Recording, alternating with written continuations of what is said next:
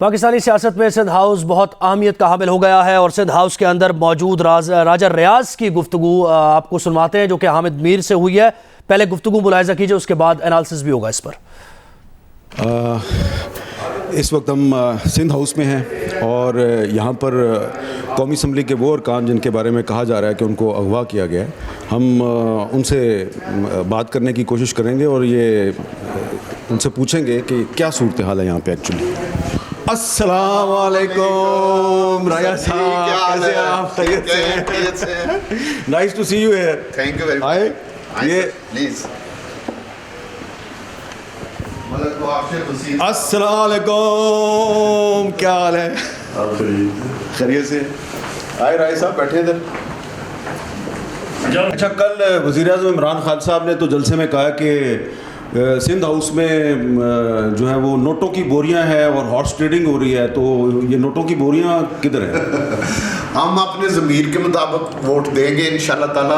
और अपने ज़मीर के मुताबिक हमने सिर्फ इसलिए ये फैसला किया है क्योंकि हमें खान साहब से इख्तलाफ है और वोट हम अपने ज़मीर के मुताबिक देंगे, तो इसलिए फ़ैसला किया है कि यहाँ पे क्योंकि पुलिस ने लाजिस पे हमला किया है, आज खान साहब ये गारंटी दे दें इस चीज़ की कि कोई भी MNA जो भी फैसला करे उस पर कोई पुलिस रेड नहीं होगा, कोई पुलिस तशद्दुद नहीं होगा, तो हम आज लाजिस में वापस जाने के लिए तैयार हैं। हमें कोई इस पर वो फवाद चौधरी साहब कहते हैं उधर लाखों का मजमा होगा, उसमें से गुजर के जाना पड़ेगा, कैसे जाएंगे आप? मैं फवाद चौधरी को जप्पी डाल के जाऊँगा उनसे मैं पूछने की तो जरूरत नहीं है, वो हमारा बरखुरदार है, यही बढ़के हैं। अब हमें वो गधे खच्चर और घोड़े कहेगा जिसको, तो फिर उनसे अच्छाई की तो क्या रखेगा? ऐसी ज़बान तो इस्तेमाल सियासतदान को नहीं करनी चाहिए। तो आपका ख्याल है कि अगले इलेक्शन में आप PTI के टिकट पे नहीं जीत सकते? नहीं, हम लड़ेंगे नहीं, PTI के टिकट पे लड़ेंगे नहीं। अच्छा, कौन सी पार्टी के टिकट पे लड़ेंगे? आज़ाद लड़े, जो मर्जी करेंगे वो हमारी मर्जी होगी, वक्त पर आवाम से पूछ के फैसला करें। आपके साथ यहाँ पे कितने MNA हैं?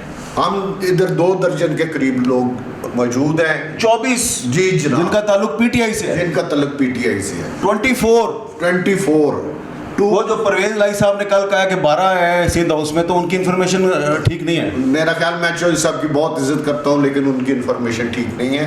इंशाल्लाह ताला और बहुत से आने के लिए तैयार हैं, लेकिन मुस्लिम लीग नून उनको एडजस्ट नहीं कर पा रही। हामिद मीर साहब की गुफ्तगू आप मुलाहिजा कर रहे थे। पाकिस्तान तहरीक इंसाफ के MNAs नवाब शेर वसीर और राजा रियाज दोनों सिंध हाउस में मौजूद हैं और सिंध हाउस से मुताल्लिक़ ये खबरें आ रही हैं कि हुकूमत की जानिब से कोई एक्शन भी प्लान किया जा रहा है, कोई ऑपरेशन भी प्लान किया जा रहा है, जिससे मुताल्लिक़ वज़ीर इत्तलात फवाद चौधरी ने कहा। जियो न्यूज़ पहुँच गया है सिंध हाउस और जिन MNAs को ढूंढा जा रहा है PTI की तरफ से, आप जियो न्यूज़ की स्क्रीन पर उनमें से 2 को देख सकते हैं जिनसे हामिद मीर साहब ने एक्सक्लूसिव बात की है। सीनियर सहाफ़ी और तज़कियाकार हामिद मीर साहब हमारे साथी हैं इस वक्त। मीर साहब, राजा रियाज कहते हैं कि पार्लियामेंट लॉजेस पर हमले की वजह से वो यहाँ पर हैं, ज़मीर के मुताबिक वो वोट देंगे। पाकिस्तान तहरीक इंसाफ की हुकूमत तो ढूंढ रही है इनको, आप पहुँच गए हैं और आपने बात भी कर ली है इनसे।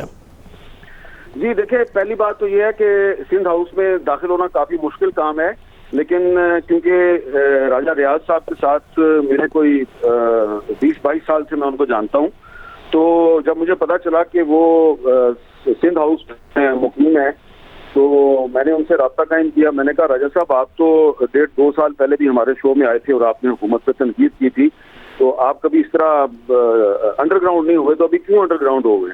तो उन्होंने बहुत सी रीजंस बताई। फिर मैंने कहा कि आपसे मुलाकात हो सकती है, तो पहले तो उन्होंने कहा कि जी ये काफ़ी मुश्किल काम है, इधर काफ़ी सिक्योरिटी है। फिर मैंने उनको कहा कि नहीं, आपसे मुलाकात अगर हम कर लेंगे तो अच्छा होगा, क्योंकि हम आके खुद ही देख लेंगे वहाँ पे, क्योंकि वज़ीर आज़म साहब ने तो कल जलसे में कहा है कि सिंध हाउस में नोटों की बोरियां वगैरह हैं, जो भी है।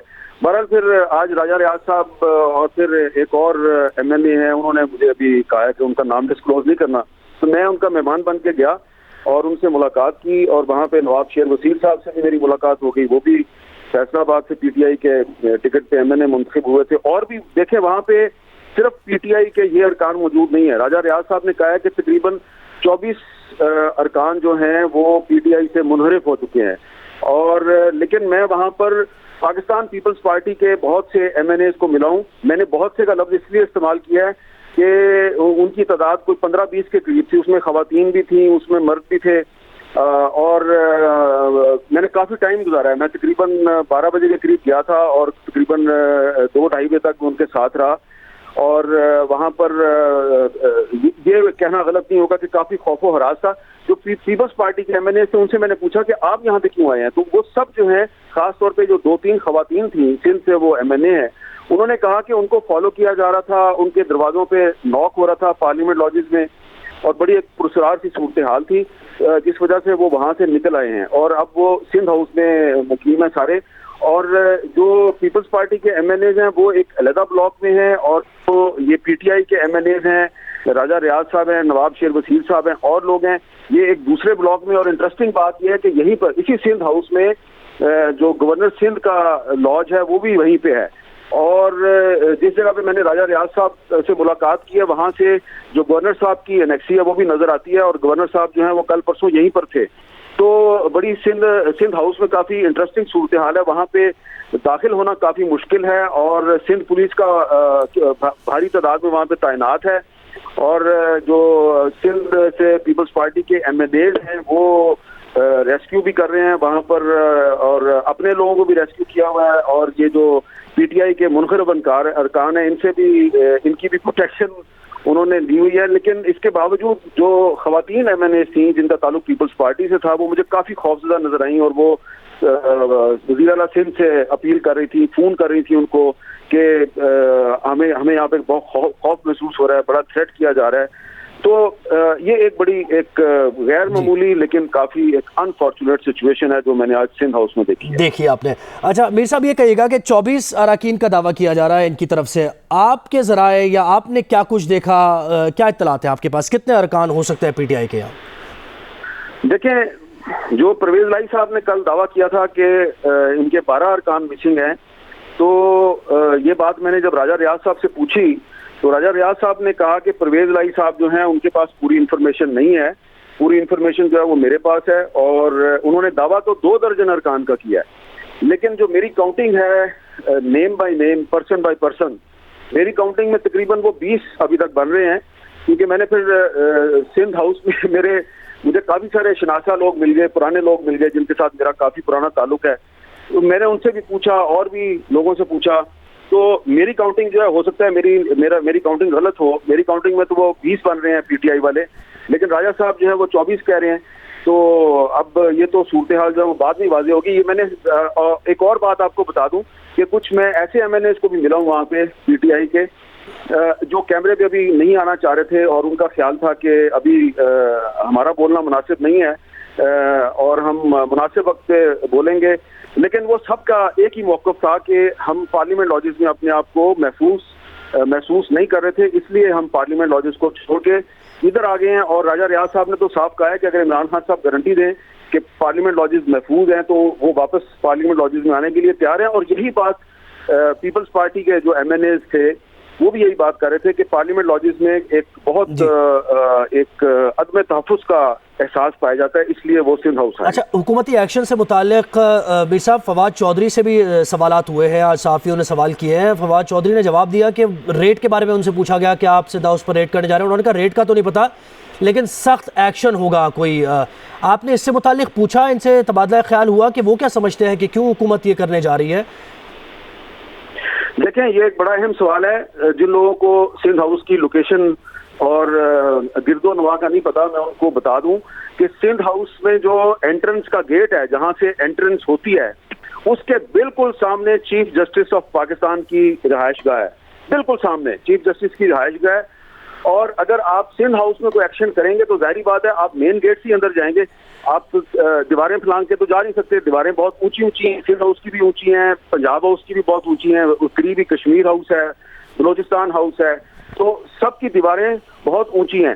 तो आप मेन गेट से जाएंगे तो जो सिंध हाउस की एंट्रेंस है और चीफ जस्टिस ऑफ पाकिस्तान की रिहाइशगाह की एंट्रेंस है, ये आमने सामने है। तो अगर एक्शन होता है वहाँ पे कोई, तो मेरा ख्याल है कि फिर वो चीफ जस्टिस साहब जो है वो अपनी बालकनी से नहीं, अपने लॉन से बैठ के भी वो सब कुछ देख सकते हैं। मीर साहब बिल्कुल हमारे साथ ही आप रहिए, और हम ये जो हुकूमत कह रही है कि पैसे से मुताल्लिक भी वो बात कर रहे हैं कि सिंध हाउस में पैसा चल रहा है और दीगर भी मामला जो इस वक्त इल्ज़ामात लगाए जा रहे हैं हुकूमत की तरफ से, तो आपने क्योंकि अंदर का अहवाल देखा है वो भी आपसे जानेंगे, लेकिन आपने जो गुफ्तगू की है वो एक बार फिर नाजरीन को सुनवाते हैं।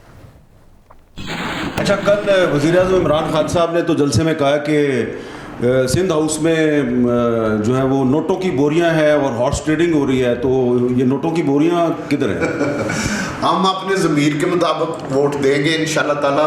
और अपने ज़मीर के मुताबिक हमने सिर्फ इसलिए ये फैसला किया है क्योंकि हमें खान साहब से इख्तलाफ है, और वोट हम अपने ज़मीर के मुताबिक देंगे, तो इसलिए फ़ैसला किया है कि यहाँ पे क्योंकि पुलिस ने लॉजिस पे हमला किया है, आज खान साहब ये गारंटी दे दें इस चीज़ की कि कोई भी MNA जो भी फैसला करे उस पर कोई पुलिस रेड नहीं होगा, कोई पुलिस तशद्दुद नहीं होगा, तो हम आज लॉजिस में वापस जाने के लिए तैयार हैं। हमें कोई इस पर वो फवाद चौधरी साहब कहते हैं उधर लाखों का मजमा होगा, उसमें से गुजर के जाना पड़ेगा, कैसे जाएंगे आप? मैं फवाद चौधरी को जप्पी डाल के जाऊँगा और उनसे मैं पूछने की तो जरूरत नहीं है, वो हमारा बरखुरदार है, यही बड़के हैं। अब हमें वो गधे खच्चर और घोड़े कहेगा जिसको, तो फिर उनसे अच्छाई की तो क्या रखेगा? ऐसी ज़बान तो इस्तेमाल सियासतदान को नहीं करनी चाहिए। तो आपका ख्याल है कि अगले इलेक्शन में आप PTI के टिकट पे नहीं जीत सकते? नहीं, हम लड़ेंगे नहीं, PTI के टिकट पे लड़ेंगे नहीं। अच्छा, कौन सी पार्टी के टिकट पे लड़ेंगे? आज़ाद लड़े, जो मर्जी करेंगे वो हमारी मर्जी होगी, वक्त पर आवाम से पूछ के फैसला करें। आपके साथ यहाँ पे कितने MNA हैं? हम इधर 2 दर्जन के करीब लोग मौजूद हैं। 24 जी जनाब, जिनका ताल्लुक PTI से है? जिनका ताल्लुक PTI से है। 24 वो जो परवेज लाई साहब ने कल कहा कि 12 है सिंध हाउस में, तो उनकी इन्फॉर्मेशन ठीक नहीं है। मेरा ख्याल, मैं चौधरी साहब की बहुत इज्जत करता हूँ, लेकिन उनकी इन्फॉर्मेशन ठीक नहीं है। इंशाल्लाह ताला और बहुत से आने के लिए तैयार हैं, लेकिन मुस्लिम लीग नून उनको ये जो हुकूमत की तरफ से कहा जा रहा है कि वहाँ पर सिंध की सिक्योरिटी भी लाई गई है सिंध हाउस में, और इसके साथ साथ पैसे भी चल रहे हैं, पैसों के बैग्स भी हैं, तो आपने क्या कुछ देखा? देखिए, जाहिर बात है सिंध हाउस जो है उसकी सिक्योरिटी तो सिंध पुलिस ही के पास है, जिस तरह के जो खैबर पख्तूनख्वा हाउस है उसकी सिक्योरिटी KPK पुलिस के पास है, बलोचिस्तान हाउस की सिक्योरिटी बलोचिस्तान पुलिस के पास है। तो ये जो इस्लामाबाद में सिंध हाउस है, बलोचिस्तान हाउस है, KPK हाउस है, कश्मीर हाउस है, इवन पंजाब हाउस है, तो जो सूबाई हुकूमतें हैं वही इनको लुक आफ्टर करती हैं और वही इनकी सिक्योरिटी की जिम्मेदार है। लेकिन ये बात तो मैंने राजा रियाज साहब से भी पूछी है, और भी जो वहाँ पे MNAs हैं उनको भी पूछी है अभी कि वज़ीर-ए-आज़म साहब कह रहे हैं कि इधर नोटों की बोरियां हैं, तो नोटों की बोरियां क्या है? अच्छा, मैंने तो वहाँ पे जो देखा है तो एक MNA साहब जो हैं वो मेरे से बात करते करते उन्होंने घड़ी देखी और कहा कि मैं ज़रा नमाज पढ़ने जा रहा हूँ। तो मुनासिब तो नहीं था, लेकिन मैंने अफसोस के साथ मैं आपको बता रहा हूँ, मैंने उनका पीछा किया। अगर वो मुझे कह रहे हैं मैं नमाज पढ़ने जा रहा हूँ तो मैंने उनका पीछा किया, और वो बाहर गए और मस्जिद भी वहीं पे करीब है सिंध हाउस में, तो वाकई वो मस्जिद में गए, वहाँ पे कुछ और भी MNAs थे, उन्होंने वो वज़ू किया, फिर वो उन्होंने नमाज भी पढ़ी, जोहर की नमाज भी उन्होंने पढ़ी वहाँ पे मेरे सामने। उसकी भी हमने फुटेज बना ली, जो कि फिर बाद में मैंने उनको बता दिया कि मैंने आपकी ये फुटेज बनाई है, ये आपकी प्राइवेट फुटेज है, अगर आप इजाज़त दें हम इसको चला लें। तो उन्होंने इजाज़त दे दी, उन्होंने कहा बिल्कुल आप चला लें। तो वहाँ पर जो मुझे जो चीज़ एक गैर मामूली चीज़ लगी वो ये थी कि जिन ख़वातीन MNAs के साथ मैंने बात की या जो मर्द MNA, उस सारे के सारे बहुत खौफ व हरास का शिकार थे, और अक्सर ये बता रहे थे कि पार्लियामेंट लॉजेस में उनके जो कमरे हैं उनके इर्द गिर्द मशकूक अफराद की मौजूदगी थी, उनके कमरों को नॉक किया जा रहा था, और वो खौफजदा होके रिक्वेस्ट करके यहाँ पे आए हैं सिंध हाउस आए रिक्वेस्ट करके, वहाँ खौफजदा थे। अच्छा मीर साहब, एक और बड़ी दिलचस्प जो राजा रियाज से आपने बात की है, तो इससे ये सवाल जहन में आया कि वो तो जहांगीर तरीन के साथ अक्सर हमने देखा है खड़े होते हैं और उनके ग्रुप का हिस्सा भी हैं, तो क्या जहांगीर तरीन ग्रुप ने कोई फैसला कर लिया है इसको ऐसे लिया जाए या नहीं, उनका अपना इंडिविजुअल फैसला है ये? देखिए, राजा रियाज साहब जहांगीर तरीन साहब के बहुत करीबी दोस्त हैं, वो उनके लॉयलिस्ट हैं, और मुझे लगता ये है कि ये सारे जो है इन्होंने आपस में सलाह मशवरा किया कि अब हम क्या करें। इनमें कुछ ऐसे भी थे जिन्होंने मुझे कहा जी कि आप अभी हमसे बात ना करें कैमरे पे, लेकिन उन्होंने मुझे प्राइवेटली बताया कि उनको थ्रेट किए गए और कहा गया कि अगर आपने वज़ीर आज़म को वोट ना दिया तो आपके खिलाफ बहुत सख्त एक्शन होगा। तो इन्होंने कहा कि अभी तो हमने ये कोई अनाउंसमेंट नहीं की कि हमने किसको वोट देना है, तो आप अभी से हमारी लॉयल्टी को क्यों डाउट कर रहे हैं। तो ये जो MNA थे ज़्यादातर ये वो MNAs हैं जिनका पहले भी ट्रैक रिकॉर्ड यही है कि ये कौमी असम्बली के इजलास के दौरान हुकूमत की कारकर्दगी पर तनकीद करते रहे हैं। खास तौर पे इनमें जो नूर आलम खान साहब हैं वो तनकीद करते रहे हैं। राजा रियाज साहब तो हमारे प्रोग्राम कैपिटल टॉक पे तनकीद करते रहे हैं। नवाब शेर वसीर साहब जो हैं ये PTI की जो पार्लिमानी पार्टी के इजलास होते रहे हैं ये उसमें बड़ी तनकीद करते रहे हैं। पंजाब हुकूमत पे करप्शन का इल्ज़ाम लगाते रहे हैं। और नवाब शेर वसीर साहब ने ये बात मुझे खुद बताई कि मैंने एक नहीं, दो नहीं, 3 दफ़ा वज़ीर आज़म साहब को कहा कि पंजाब में बड़ी करप्शन हो रही है, वोटर हमसे नाराज हो गया है, आप इसका कुछ करें। अच्छा, इसमें कुछ अकलीती अरकान भी हैं और उन्होंने भी मुझे कहा कि अभी हम बात नहीं करेंगे, उनका ताल्लुक भी पाकिस्तान तहरीक इंसाफ के साथ है। अच्छा मीर साहब, एक और चीज़ बताइएगा। आप कह रहे हैं कि आपके ज़राए कह रहे हैं कि 20 अरकान हो सकते हैं और वो ज़ाहिर है आप अभी नाम उनके नहीं बता सकते, लेकिन ये जो अरकान हैं इनमें बहुत से ऐसे हैं राजा रियाज की तरह के जो पीपल्स पार्टी में थे पहले या किसी और जमात में थे फिर PTI में आए, या फिर PTI के हार्डकोर जो लोग थे उनमें से भी कोई लोग हैं? नहीं, ये ज्यादातर वो लोग हैं जो के पिछले इलेक्शन में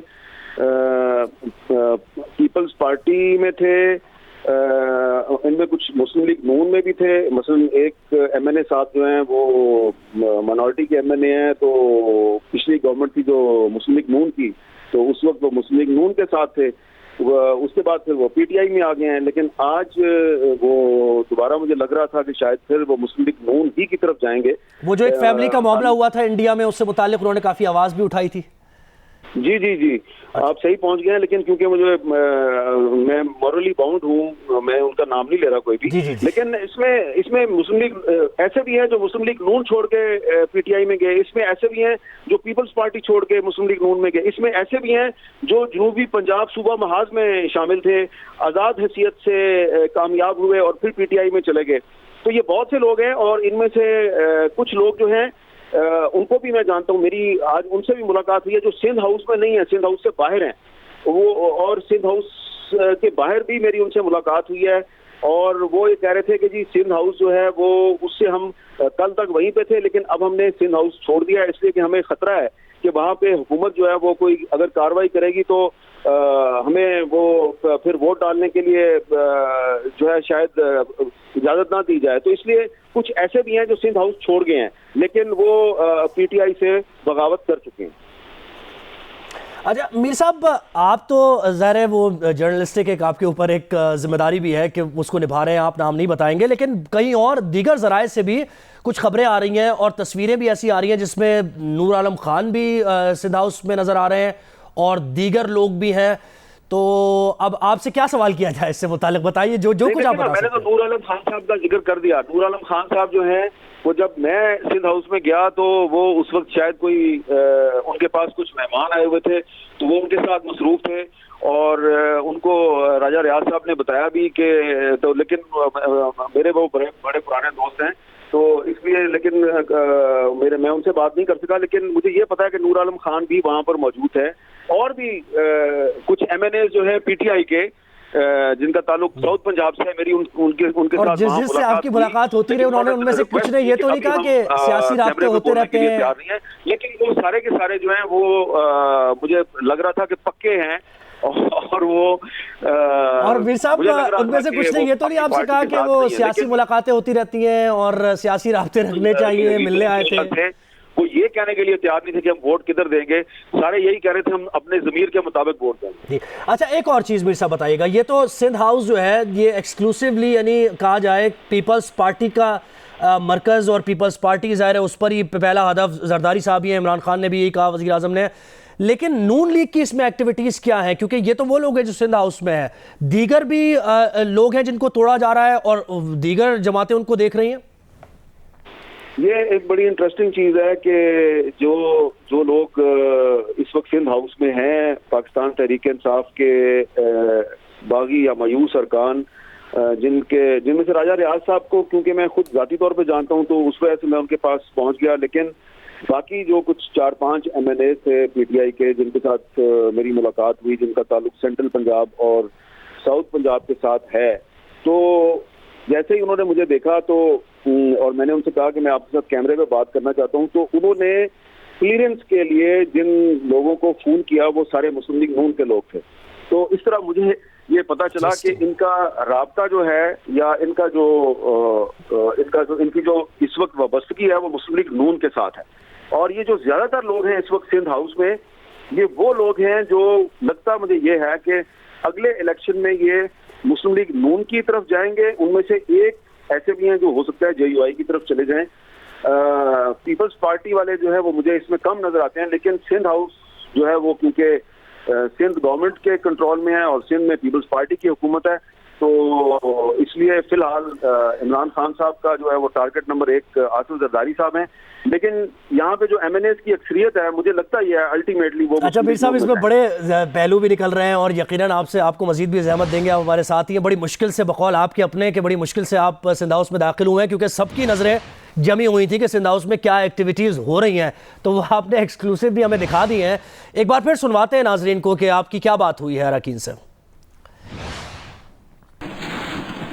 अच्छा, कल वज़ीर-ए-आज़म इमरान खान साहब ने तो जलसे में कहा कि सिंध हाउस में जो है वो नोटों की बोरियां हैं और हॉर्स ट्रेडिंग हो रही है, तो ये नोटों की बोरियां किधर हैं? हम अपने ज़मीर के मुताबिक वोट देंगे इंशाल्लाह ताला। और अपने ज़मीर के मुताबिक हमने सिर्फ इसलिए ये फैसला किया है क्योंकि हमें खान साहब से इख्तलाफ है और वोट हम अपने ज़मीर के मुताबिक देंगे, तो इसलिए फ़ैसला किया है कि यहाँ पे क्योंकि पुलिस ने लाजिस पे हमला किया है, आज खान साहब ये गारंटी दे दें इस चीज़ की कि कोई भी MNA जो भी फैसला करे उस पर कोई पुलिस रेड नहीं होगा, कोई पुलिस तशद्दुद नहीं होगा, तो हम आज लाजिस में वापस जाने के लिए तैयार हैं। हमें कोई इस पर वो फवाद चौधरी साहब कहते हैं उधर लाखों का मजमा होगा, उसमें से गुजर के जाना पड़ेगा, कैसे जाएंगे आप? मैं फवाद चौधरी को जप्पी डाल के जाऊँगा उनसे मैं पूछने की तो जरूरत नहीं है, वो हमारा बरखुरदार है। यही बड़के हैं। अब हमें वो गधे खच्चर और घोड़े कहेगा जिसको, तो फिर उनसे अच्छाई की तो क्या रखेगा? ऐसी ज़बान तो इस्तेमाल सियासतदान को नहीं करनी चाहिए। तो आपका ख्याल है कि अगले इलेक्शन में आप PTI के टिकट पे नहीं जीत सकते? नहीं, हम लड़ेंगे नहीं, PTI के टिकट पे लड़ेंगे नहीं। अच्छा, कौन सी पार्टी के टिकट पे लड़ेंगे? आज़ाद लड़े, जो मर्जी करेंगे वो हमारी मर्जी होगी, वक्त पर आवाम से पूछ के फैसला करें। आपके साथ यहाँ पे कितने MNA हैं?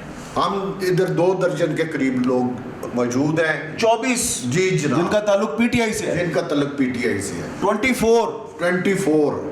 वो जो परवेज लाई साहब ने कल कहा कि 12 है सिंध हाउस में, तो उनकी इन्फॉर्मेशन ठीक नहीं है। मेरा ख्याल, मैं चौधरी साहब की बहुत इज्जत करता हूँ, लेकिन उनकी इन्फॉर्मेशन ठीक नहीं है। इंशाल्लाह ताला और बहुत से आने के लिए तैयार हैं, लेकिन मुस्लिम लीग नून उनको एडजस्ट नहीं कर पा रही। सिंध हाउस से एक्सक्लूसिव गुफ्तगू आप मुलाजा कर रहे थे हामिद मीर साहब से। PTI के रहनुमा नवाब शेर वसीर और राजा रियाज बात कर रहे थे और उनका ये कहना था कि वो ज़मीर की आवाज़ के मुताबिक वोट देंगे। इसी असना में सीनियर सहाफ़ी और तज़कियाकार बज़र अब्बास साहब ने हमें ज्वाइन किया। लेकिन हामिद मीर साहब, आपसे सवाल ये कि बड़ी आपने ये भी दिलचस्प बात बताई कि जितने भी अरकान मौजूद हैं तो वो नून लीग से राब्ते में, और मुमकिन तौर पर यकीन दहानी नून लीग की तरफ से की गई है, क्योंकि पंजाब में अगर अगला इलेक्शन जीतना है तो नून लीग का ही ज़ाहिर टटिकट चाहिए, तो अकोमोडेट करना, एडजस्ट करना नून लीग के लिए भी एक बड़ा टास्क होगा ये।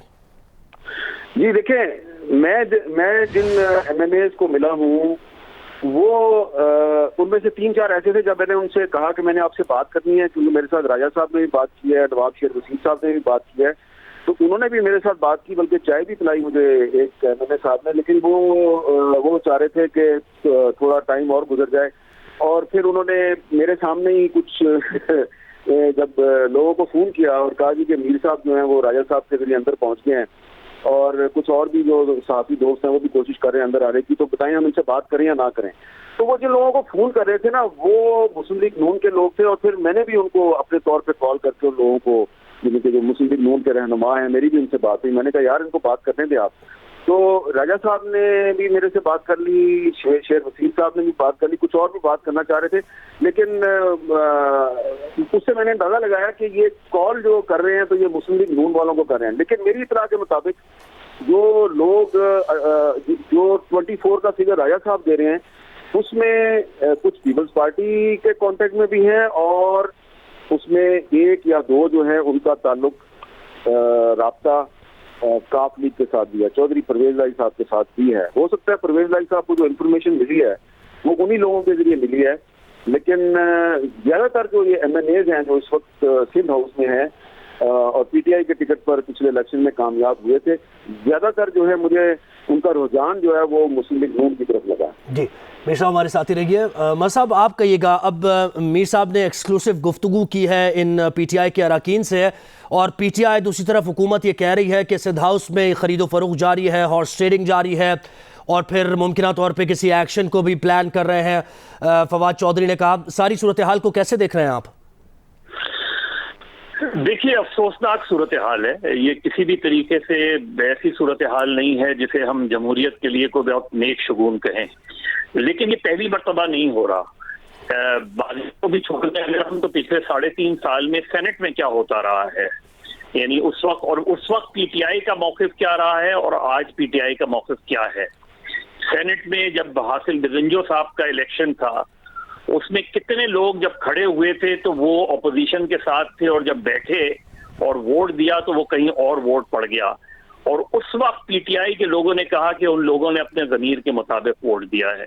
तो हमारे यहाँ बदकिस्मती से सियासत में ये जो कॉन्ट्रडिक्शन ज़मीर नाम की चीज़ है इसको अगर हम साइड में रख दिया करें तो ज़्यादा बेहतर है। आज भी जो लोग बात कह रहे हैं कि वो अपने ज़मीर के मुताबिक वोट देंगे वो गलत कह रहे हैं, क्योंकि अगर वो ज़मीर के मुताबिक वोट देंगे तो उनका ज़मीर जो है ये क्यों नहीं गवारा कर रहा कि वो PTI छोड़ दें और PTI छोड़ के आज़ाद इलेक्शन लड़ें और फिर आए इलेक्शन में उसमें।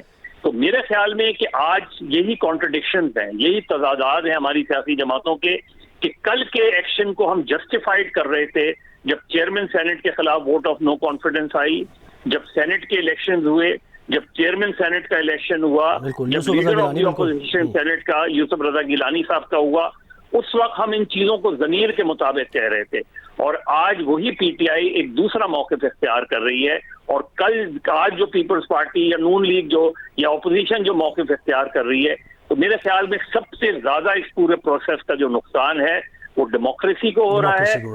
अच्छा मतलब आप ये कहिएगा, ऑपोजिशन की जो जमात है उनकी हिकमत अमली को कैसे देखते हैं? क्योंकि अगर देखा जाए यानी on the face of it भी और वैसे भी पीपल्स पार्टी का ये लग रहा है, सिंध हाउस भी या पीपल्स पार्टी का ही और पीपल्स पार्टी ही ये सारे मामला देख रही है। नून लीग थोड़ा सा बैकफुट पर है, इनडायरेक्टली इन मामलात में इन्वॉल्व दिखाई देती है, लेकिन डायरेक्टली आसिफ अली जरदारी हैं। तो ये हिकमत अमली क्या बाकायदा एक गेम प्लान का हिस्सा है या फिर नून लीग ये समझ रही है कि ये मामला जिस तरफ जा रहे हैं या ये हॉर्स ट्रेडिंग का जो एक इसमें इशू एक बन रहा है तो वो अपने आप को थोड़ा सा बचा के रखना चाह रहे हैं इससे? देखिए, ये कई महीने पहले का प्लान है और उस वक्त शायद PDM में भी ये प्लान जाहिर नहीं किया गया था। जो बहुत कुछ महीने पहले आसिफ अली जरदारी साहब की चौधरी परवेज इलाही से बात हुई थी, मैं उस वक्त की बात कह रहा हूँ जब ये इस वक्त इस तरह की कोई मूव आई ही नहीं थी, बल्कि उस वक्त तो बात हो रही थी लॉन्ग मार्च वगैरह की। और उस वक्त आसिफ अली जरदारी और परवेज इलाही साहब के दरमियान एक अंडरस्टैंडिंग डेवलप हो गई थी, क्योंकि परवेज इलाही साहब सख्त नाराज थे इमरान खान साहब से कि उन्होंने 1 साल में जो है ना उनको पूछा, ना वो लाहौर आते थे और उन्होंने न सिर्फ उनकी खैरियत दरियाफ्त करने कभी आए, उनसे मुलाकात करने, तो वो उनकी नाराजगी उस वक्त से चल रही थी। लेकिन इस वक्त जो सूरत हाल है और उसके बाद इस पूरे खेल का जो सारा महवर है वो आसिफ अली जरदारी साहब के ही गिर्द घूमता है और वो सारी चीजें हैं। लेकिन जो रिएक्शन आया, जो काउंटर रिएक्शन आया गवर्नमेंट की तरफ से, उसने सिचुएशन को और खराब कर दिया। यानी ये कहना कि कोई माई का लाल है तो आके दिखाए, ये इस तरह की जबान इस्तेमाल करने से तो जाहिर है एक MNA चाहे वो PTI के ही हों और चाहे वो गलत ही काम कर रहे हो, लेकिन आप उनको इस तरीके से रोकना जो है वो यकीनन तसादुम की तरफ सूरत हाल ले जा रही है। और मुझे बिल्कुल लग रहा है कि 28 तारीख से पहले ही ये तसादुम शायद हो जाए, सूरत हाल आउट ऑफ कंट्रोल हो जाए, क्योंकि दोनों तरफ से जो है वो बहुत वाज़े इशारे मिल रहे हैं कहीं एक्शन की। अब फवाद चौधरी साहब जो कह रहे हैं कि एक्शन होगा, तो भाई एक्शन कर लेते, बोलने की क्या जरूरत थी। इसका मतलब ये हुआ कि सूरत हाल को उस नहज पे ले जाया जा रहा है जहां तसादुम हो और तसादुम के नतीजे में जाहिर है कोई हादसा हो सकता है। जी अच्छा मीर साहब, आप क्या कहेंगे सवाल के जवाब में? दोनों जमातों की, पीपल्स पार्टी और नून लीग की हिकमत अमली, क्योंकि पीपल्स पार्टी ज़्यादा प्रोएक्टिव किरदार अदा कर रही है इसमें, और दूसरी चीज़ ये कि वाकई जो मज़हर साहब ने कहा कि जलसे का ऐलान कर देना एक दिन पहले और फिर इस तरह के बयानात देना कि जो गुजर के जाएगा वो लाखों के मजमे से गुजर के जाएगा, वापस भी आएगा, इस वजह से ये सूरत हाल यहाँ तक पहुँची है कि अपोजिशन को ये हिकमत अमली अपनाना पड़ी है। जी देखें, मैंने ये बात जब नवाब शेर वसीर साहब से पूछी कि फवाद चौधरी साहब कहते हैं कि आपको तहरीक अदम एतमाद में वोट डालने के लिए मजमे से गुजर के जाना पड़ेगा, उन्होंने उसको कुछ ज़्यादा सीरियस नहीं लिया। वो कहते हैं मैं उसको जब भी डाल के जाऊंगा। लेकिन एक और MNA साहब जो हैं जिन्होंने कैमरे पे मेरे साथ बात की थी, बहुत गुस्से में थे और उन्होंने बड़ी मेरे साथ सख्त बातें की। और अब क्योंकि वो कैमरे पे उन्होंने बात नहीं की तो अब मेरे पास उसका सबूत नहीं है, लेकिन उन्होंने जो बातें की हैं वो बड़ी सीरियस बातें हैं।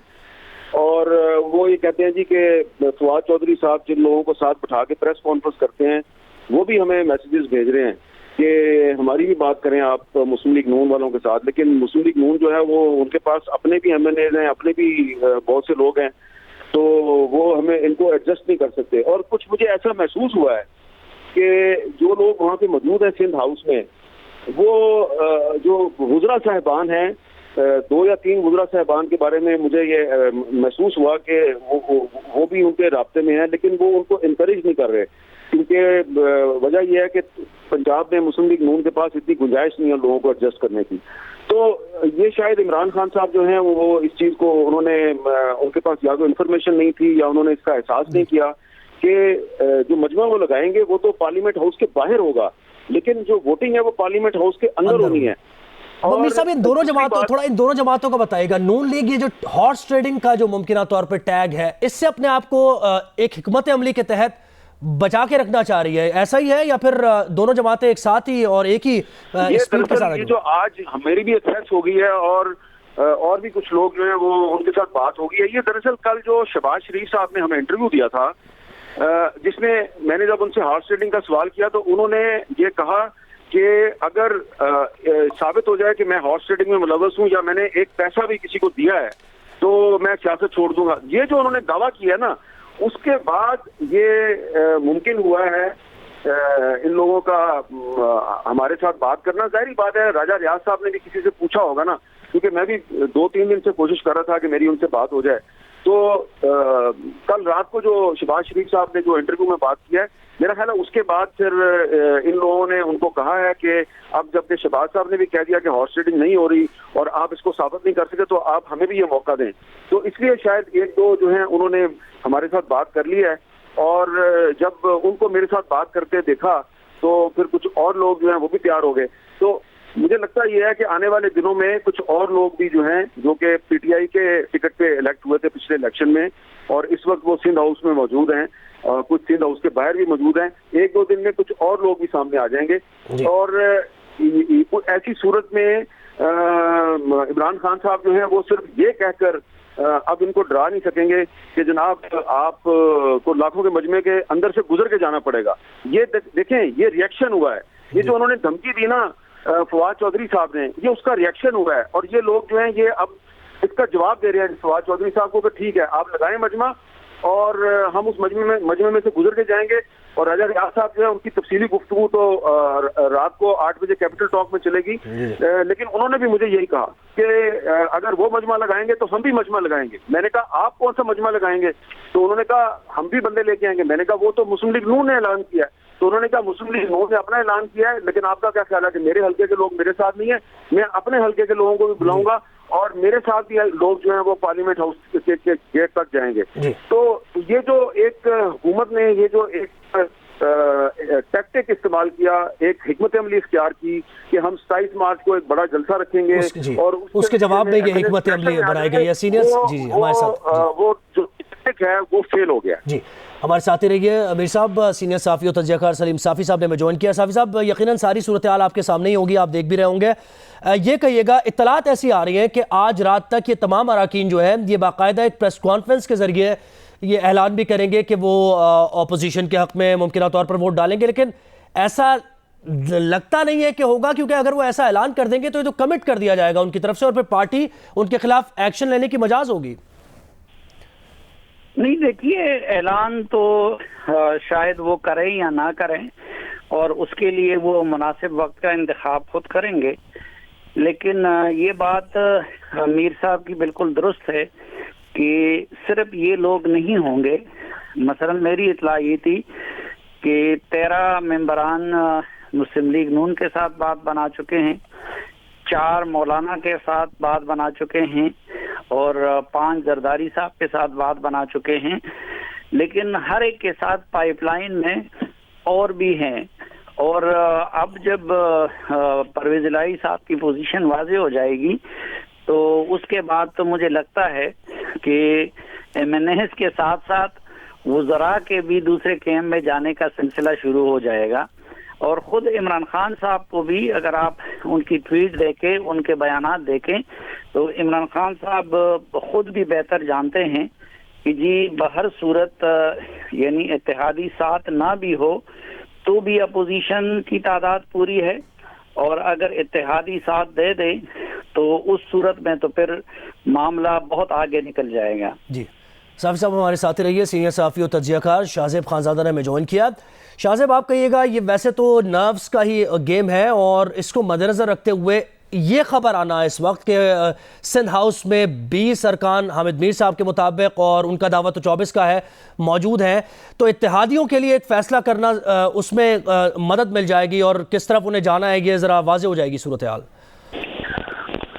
जी बिल्कुल, इस वक्त जो सूरत हाल सामने आई है, मेरे ख्याल इत्तेहादियों को पता पहले ही था, किसी न किसी लेवल पर कोई ना कोई सबूत जरूर दिखा दिए गए थे जिसकी वजह से कल परवेज इलाही साहब ने ऐलान किया। मगर ये बात दुरुस्त है आपकी कि ये जो पैगाम है ये हुकूमत के लिए भी है और इत्तेहादियों के लिए भी है कि हमारे पास मेंबर्स बहुत ज्यादा मौजूद हैं। तो ज़ाहिर जो पैनलिस्ट कह रहे हैं उसमें मदर साहब की राय हो और जो हामिद मीर साहब और सलीम साहब कह रहे हैं उसमें ये जो मनाजिर हमें नजर आ रहे हैं, ज़ाहिर को बहुत खूबसूरत मनाजिर नहीं है पाकिस्तान की हुकूमत के लिए या फिर पाकिस्तान की जमहूरियत के लिए भी। पाकिस्तान में तरीके से जमहूरी हुकूमतें माजी में गई हैं, मगर हुकूमत का इसमें किरदार बहुत ज़्यादा है क्योंकि पाकिस्तान तहरीक इंसाफ ने शुरू से अपनी पॉलिटिकल मैनेजमेंट खुद नहीं की और उसको आउटसोर्स किया गया था, चाहे पॉलिटिकल मैनेजमेंट हो, चाहे मीडिया मैनेजमेंट हो, चाहे इकोनॉमिक मैनेजमेंट हो। तो जैसे ही खुद करनी पड़ी तो धमकियों पर आ गए, बजाय इसके कि सियासी तौर पर सियासी मामला को देखते। अब ये पैसों का इल्जाम आज के वज़ीर आज़म ने लगाया, ये वजह भी हो सकती है इन लोगों के सामने आने की। वज़ीर आज़म ने आज ट्वीट किया था, इसके अलावा ये इल्जाम लगाया गया और कहा गया कि सिंध हाउस के ऊपर एक्शन हो सकता है, जो कि फवाद चौधरी साहब की तरफ से कहा गया। तो क्योंकि सियासी तौर पर सियासी रवैये के साथ मैनेजमेंट नहीं की, तरीन ग्रुप बना, तो तरीन ग्रुप में MNAs थे, तरीन ग्रुप को MNAs को सही तरीके से सियासी तौर पर नहीं मनाया गया। नूर आलम साहब हैं, वो काफी अरसे से तनकीद कर रहे थे, उनके तहफ़्फ़ुज़ात सियासी तौर पर नहीं दूर किए गए। मगर जैसे ही खबरें आई कि पार्टी के अंदर इख्तलाफ हो गया है, तो जो जबान का इस्तेमाल था, खच्चर हैं, गधे हैं, माई के लाल हैं तो गुजर के दिखाएं, जूतों के हार इनको पहनाए जाएंगे, इस किस्म की जो धमकियां दी गई। अब काफी सारे इसमें ऐसे रहनुमा हैं जो मुताबिक पार्टियां बदल चुके हैं, काफी सारे ऐसे हैं जिनकी अपनी कोई ना कोई कोर कॉन्स्टिट्यूंसी है। तो ऐसे लोगों को जब आप धमकियां निकालेंगे बजाय इसके कि पॉलिटिकल मैनेजमेंट करने की कोशिश करेंगे तो उसके मनफी असरात ही होंगे। और ये ऐसा नहीं है कि सिर्फ ये लोग उस मनफी असरात की बात कर रहे हैं। धमकियां दी गई थी तहरीक इंसाफ की तरफ से अपने कारकुनों को, मगर कल बाप पार्टी की तरफ से भी एतराज किया गया और एहतजाज किया गया इस बात पर। काफ लीग की तरफ से कहा गया कि ये कौन सा रवैया है। ये भी बताया गया काफ लीग की तरफ से कि धमकियां नैब के जरिए भी कार्रवाई की आ रही है। मोनिस लाई को गिरफ्तारी की जो है वो धमकी दी गई थी। तो जो ताकत का इस्तेमाल है, क्योंकि हुकूमत 3 साल से वही करती आई थी मगर आउटसोर्स करके करती आई थी, जब खुद करने की कोशिश की है तो उससे मामला खराब ही हुए हैं। ये मनाजिर कोई अच्छे नहीं है और मेरा ख्याल है अगर नो कॉन्फिडेंस कामयाब होती है तो नहीं कहा जा सकता कि पाकिस्तान की जमहूरियत के लिए कोई अच्छा नतीजा निकलेगा या पाकिस्तान के लिए कोई अच्छा नतीजा निकलेगा, क्योंकि अदम इस्तेहकाम ही की तरफ पाकिस्तान मजीद जाता नजर आता है, खुदा न खास्ता। मगर इसमें हुकूमत का किरदार बहुत ज्यादा है जिस तरीके से उन्होंने अपनी मैनेजमेंट की है पॉलिटिकल मैनेजमेंट। जी शाहज़ेब हमारे साथ ही रहिए।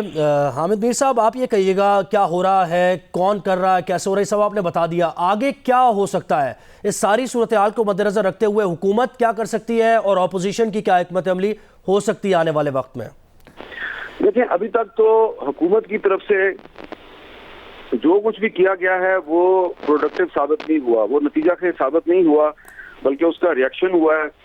और जो कुछ भी हुकूमत ने किया उसमें कुछ एक जो हिकमत अमली थी वो ठीक नहीं थी। अब देखें ना, मिसाल के तौर पे मैं आपको बताता हूँ कि राजा रियाज साहब जो हैं 2 साल पहले इन्होंने अपनी पार्टी की हुकूमत पर तनकीद शुरू की थी और इनके साथ मामला ठीक नहीं किया गया।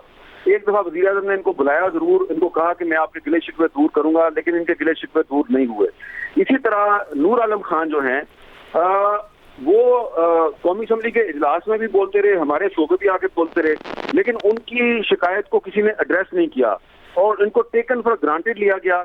इसी तरह जो हुकूमत के अपने इत्तेहादी हैं, जब इमरान खान साहब लाहौर में गए चौधरी बिरादरान को मिलने, तो बिल्कुल उनसे ये नहीं कहा कि आप तहरीक-ए-अदम में मेरी मदद करें, बल्कि उनको ये कहा गया कि जी आप अपनी पार्टी जो है उसको जम कर दें पीटीआई में। इसी तरह बाकी जो इत्तेहादी हैं उनके साथ भी इस तरीके से बात नहीं की गई, यानी कि उनको इमरान खान साहब लगता ये है कि जरूरत से ज्यादा एतमाद का शिकार थे। उनका ख्याल था इन्होंने कहाँ जाना है, और इत्तेहादियों के अलावा जो अपने अरकान थे उनके बारे में भी वो गलतफहमी का शिकार रहे। अब सूरत-ए-हाल ऐसी बन गई कि उनका ख्याल था कि मैं जलसे करूंगा और धमकियां दूंगा और उनको डराऊंगा, मैं तुम्हें छोड़ूंगा नहीं और 27 मार्च को जलसा करूंगा। जितने भी उनके अब तक हथकंडे हैं या टैक्टिक्स हैं वो सारे के सारे नाकाम हो गए हैं। तो इस सूरत-ए-हाल में जो अब एक खदशा जिसका इजहार किया जा रहा है, आज कुछ वफाकी वज़रा से भी मेरी बात हुई, अभी थोड़ी देर पहले मैं जब सिंध हाउस से निकला तो रास्ते में, क्योंकि सिंध हाउस में के रास्ते में ही मिनिस्टर्स इनक्लेव भी आता है, थोड़ी देर के लिए मैं वहां भी रुक गया। एक वजीर साहब से मेरी जो बात हुई वो भी सारे परेशान थे। वो ये कह रहे थे जी कि अगर 27 मार्च को हमने भी जलसा किया और उससे पहले ऑपोजिशन भी अपने बंदे यहाँ पे ले आई तो इस्लामाबाद में जो है वो घुमसान का रन पड़ेगा, बड़ी सूरत-ए-हाल खराब हो सकती है, कुछ भी हो सकता है। तो इसलिए मुझे ये लगता है कि अब बड़ा जो होता है ना, बड़ा वो उसका किरदार कौन अदा करे। सदर पाकिस्तान आरिफ अलवी साहब जो हैं उनकी शायद बात कोई नहीं सुनेगा, तो कौन ये किरदार अदा करेगा? सुप्रीम कोर्ट करेगी, क्योंकि आज सुप्रीम कोर्ट बार एसोसिएशन में की तरफ से एक दरखास्त भी जो है वो दाखिल की गई है सुप्रीम कोर्ट में। तो मैं समझता हूँ कि अब सुप्रीम कोर्ट ऑफ पाकिस्तान एक आईनी इदारा है, शायद उसको ये सब देखना होगा। और वैसे भी सिंध हाउस जो है वो चीफ जस्टिस ऑफ पाकिस्तान की रहायशगाह के बिल्कुल सामने है, तो सुप्रीम कोर्ट को ये मुमकिन बनाना चाहिए कि ये जो तसादुम की सूरत हाल है ये ना हो। जो भी इस वक्त हो रहा है वो आईनी फ्रेमवर्क के अंदर हो रहा है। अगर तहरीक-ए-अदम आई है तो वो आइन के आर्टिकल 95 के मुताबिक है, और अगर हुकूमत उनको रोकना चाहती है तो 63A के जरिए रोकना चाहती है। तो ये तो आइन के आर्टिकल हैं, इनके मुताबिक ही अगर सब कुछ हो तो बेहतर है। लेकिन अगर आप एक दूसरे को धमकियां दे रहे हैं तो ये एक गैर आइनी रास्ता है, और ऐसी सूरत में इदारे कमजोर होंगे, पार्लियामेंट कमजोर होगी, जमहूरियत कमजोर होगी। तो तहरीक-ए-अदम एक आइनी तरीका है, इसको गैर आइनी तरीके से रोकने की कोशिश नहीं करनी चाहिए। जी, हमारे साथ रहिए मीर साहब। शाहज़ेब, आप कहिएगा, जैसे पहले आपने बिल्कुल वजह फरमाया कि ये जो सूरत हाल है, यानी पीटीआई के अपने लोग टूट के ऑपोजिशन की तरफ गए हैं, ये इत्तेहादियों के सामने पहले भी वाज़ेह थी और इसका इजहार परवेज़ इलाही ने भी किया। लेकिन परवेज़ इलाही का जो इंटरव्यू था उसमें एक तशनगी ये थी कि उनसे जब सवाल हुआ कि नून लीग की यकीन दहानियाँ जो आपको कराई गई हैं तो आप क्या उस पर मुतमईन हैं, तो उन्होंने कहा कि नहीं, उसकी ज़मानत आसिफ अली जरदारी ने दी है। यानी नून लीग ने जो यकीन दहानियाँ पंजाब में कराई हैं उसके जामिन आसिफ अली जरदारी हैं। तो अब इसकी मज़ीद वजाहत नहीं हुई कि क्या आसिफ अली जरदारी की ज़मानत पर काफ लीग यकीन कर रही है, और अगर कर रही है तो ऐलान क्यों नहीं किया अभी तक? देखिए जी, जो ऐलान का मसला है, ज़ाहिर सारे के सारे इत्तेहादी आखिरी वक्त तक देखना चाहते हैं। उन्होंने कोशिश की है कि हुकूमत की तरफ से भी कोई बेहतर ऑफर भी आ जाए। जहाँ जरदारी साहब का मामला है, ये मिसट्रस्ट का मसला है। जैसे चौधरी बिरादरान नून लीग पर उस तरीके से भरोसा करने को तैयार नहीं है, और एनसीएम है वो पीपल्स पार्टी पर भरोसा करने को तैयार नहीं है। तो दरमियान में एक दूसरे की जो गारंटी है वो बना जा रहा है कि मौलाना फजलुर रहमान और नून लीग पीपल्स पार्टी की गारंटी दे दें, आसिफ जरदारी साहब काफ लीग की गारंटी दे दें। इन गारंटीज के बावजूद इन मुआहदों पर और वादों पर किस हद तक अमल होगा वो देखना पड़ेगा। बहुत मुश्किल है कि 100% जो बातें अंडरस्टैंडिंग होगी इन सबकी आपस में, उस पर बाद में अमल हो पाएगा, क्योंकि जो इंटरेस्ट है वो बहुत ज्यादा क्लैश करेंगे आगे जाके। नून लीग को कतई तौर पर सूट नहीं करता है कि 1.5 साल के लिए अगली हुकूमत आए, क्योंकि 1.5 साल की अगर हुकूमत आ जाती है तो फिर 3.5 साल की 12 साल की हुकूमत के खिलाफ इलेक्शन नहीं हो रहा होगा 2023 में, बल्कि 3.5 साल की इमरान खान की हुकूमत मुकाबला 1.5 साल की ये वाली हुकूमत जो बनेगी उसके दरमियान इलेक्शन हो रहा होगा और खान साहब के पास भी बयानियां बनाने के लिए बहुत कुछ होगा। तो नून लीग को सूट नहीं करता। पंजाब अगर वो देते हैं जरदारी साहब की गारंटी के बावजूद परवेज इलाही साहब को तो 1.5 साल के लिए दे देंगे, ये भी नून लीग का नुकसान है। फिर नून लीग अपने बहुत सारे देरीना कारकुनों को इग्नोर करके बहुत सारे जो पीटीआई के रहनुमा हैं उनको टिकट दे देगी क्योंकि वो नो कॉन्फिडेंस में साथ दे रहे होंगे। तो जो लूज कर रही है नून लीग वो बहुत ज्यादा है, जो स्टेक पर है नून लीग में बहुत ज्यादा है और जिसकी वजह से पार्टी के अंदर इख्तलाफात भी है। तो गारंटीज हो भी जाए तब भी मुश्किल लगता है कि वो डिलीवरी होगी। अगर जरदारी साहब जो प्रॉमिस कर रहे हैं उनका अपना एक वोट बैंक है इंटीरियर सिंध में, उसको किस तरीके से वो सेटिस्फाई करेंगे इस बात से। हालांकि कोई बहुत बड़ा कंपटीशन नहीं है पाकिस्तान पीपल्स पार्टी का, मगर जो एमकेएम की डिमांड्स हैं उस सब पे वो कह तो रहे हैं तो वो बिल्कुल जायज है और हम मान लेंगे। अगर इतनी जायज है और इतनी फायदे में थी तो इसकी नौबत क्यों आई कि एमकेएम को इस मौके का फायदा उठाकर आपसे बातें मनवानी पड़ रही है। पहले ही मान लेते और मजबूत बल्दियाती निजाम भी, एमकेएम को प्रोटेस्ट ना करना पड़ता, उसके ऊपर क्रैकडाउन ना हो रहा था पुलिस का, तो ये सारी बातें पहले ही हो गई होती। नहीं हुई इसलिए कि इन पार्टीज के अपने इंटरेस्ट क्लैश करते हैं इस बात से। तो जरदारी साहब नून लीग और मौलाना फजल रहमान की गारंटी के बावजूद किस हद तक मान जाएंगे, बाद में डिलीवर करेंगे, इस पर सवालिया निशान है। और नून लीग किस हद तक डिलीवर करेगी बाद में जरदारी साहब की गारंटी के बावजूद आप लीग के लिए, इस पर भी सवालिया निशान है। मगर इस वक्त जो आपको जो मनाजिर देख रहे हैं उसमें आप देख रहे हैं कि जो इमरान खान साहब हैं आजकल उनका जो पहला निशाना है वो आसिफ जरदारी है। वो कहते हैं सबसे पहला टारगेट मेरा आसिफ जरदारी है और वो जो जुमला इस्तेमाल करते हैं कि अपनी जो बंदूक है उसकी निशस्त पर उन्होंने उनको रख लिया है। उसकी वजह यही है कि आसिफ जरदारी साहब के बगैर ये हो नहीं सकता था। आप लीग और नून लीग पास नहीं आ सकते थे और फिर सिंध हाउस में इस तरीके से लोगों का होना, अब ये वो लोग नहीं है जिन्होंने सबने पीपल्स पार्टी से टिकट लेना है, बल्कि जैसे साबिर साहब भी बता रहे हैं ज्यादातर लोगों ने तो नून लीग से कमिटमेंट की हुई है कि नून लीग उनको टिकट देगी। तो यानी कि जरदारी साहब एक बीच में गारंटी के तौर पर आए हैं सिंध हाउस में, उन लोगों को भी पनाह दे रहे हैं और फिर साथ साथ फौजियों को भी गारंटी दे रहे हैं। तो जरदारी साहब का किरदार बहुत बड़ा है, जो स्टेक है वो नून लीग का ज्यादा है।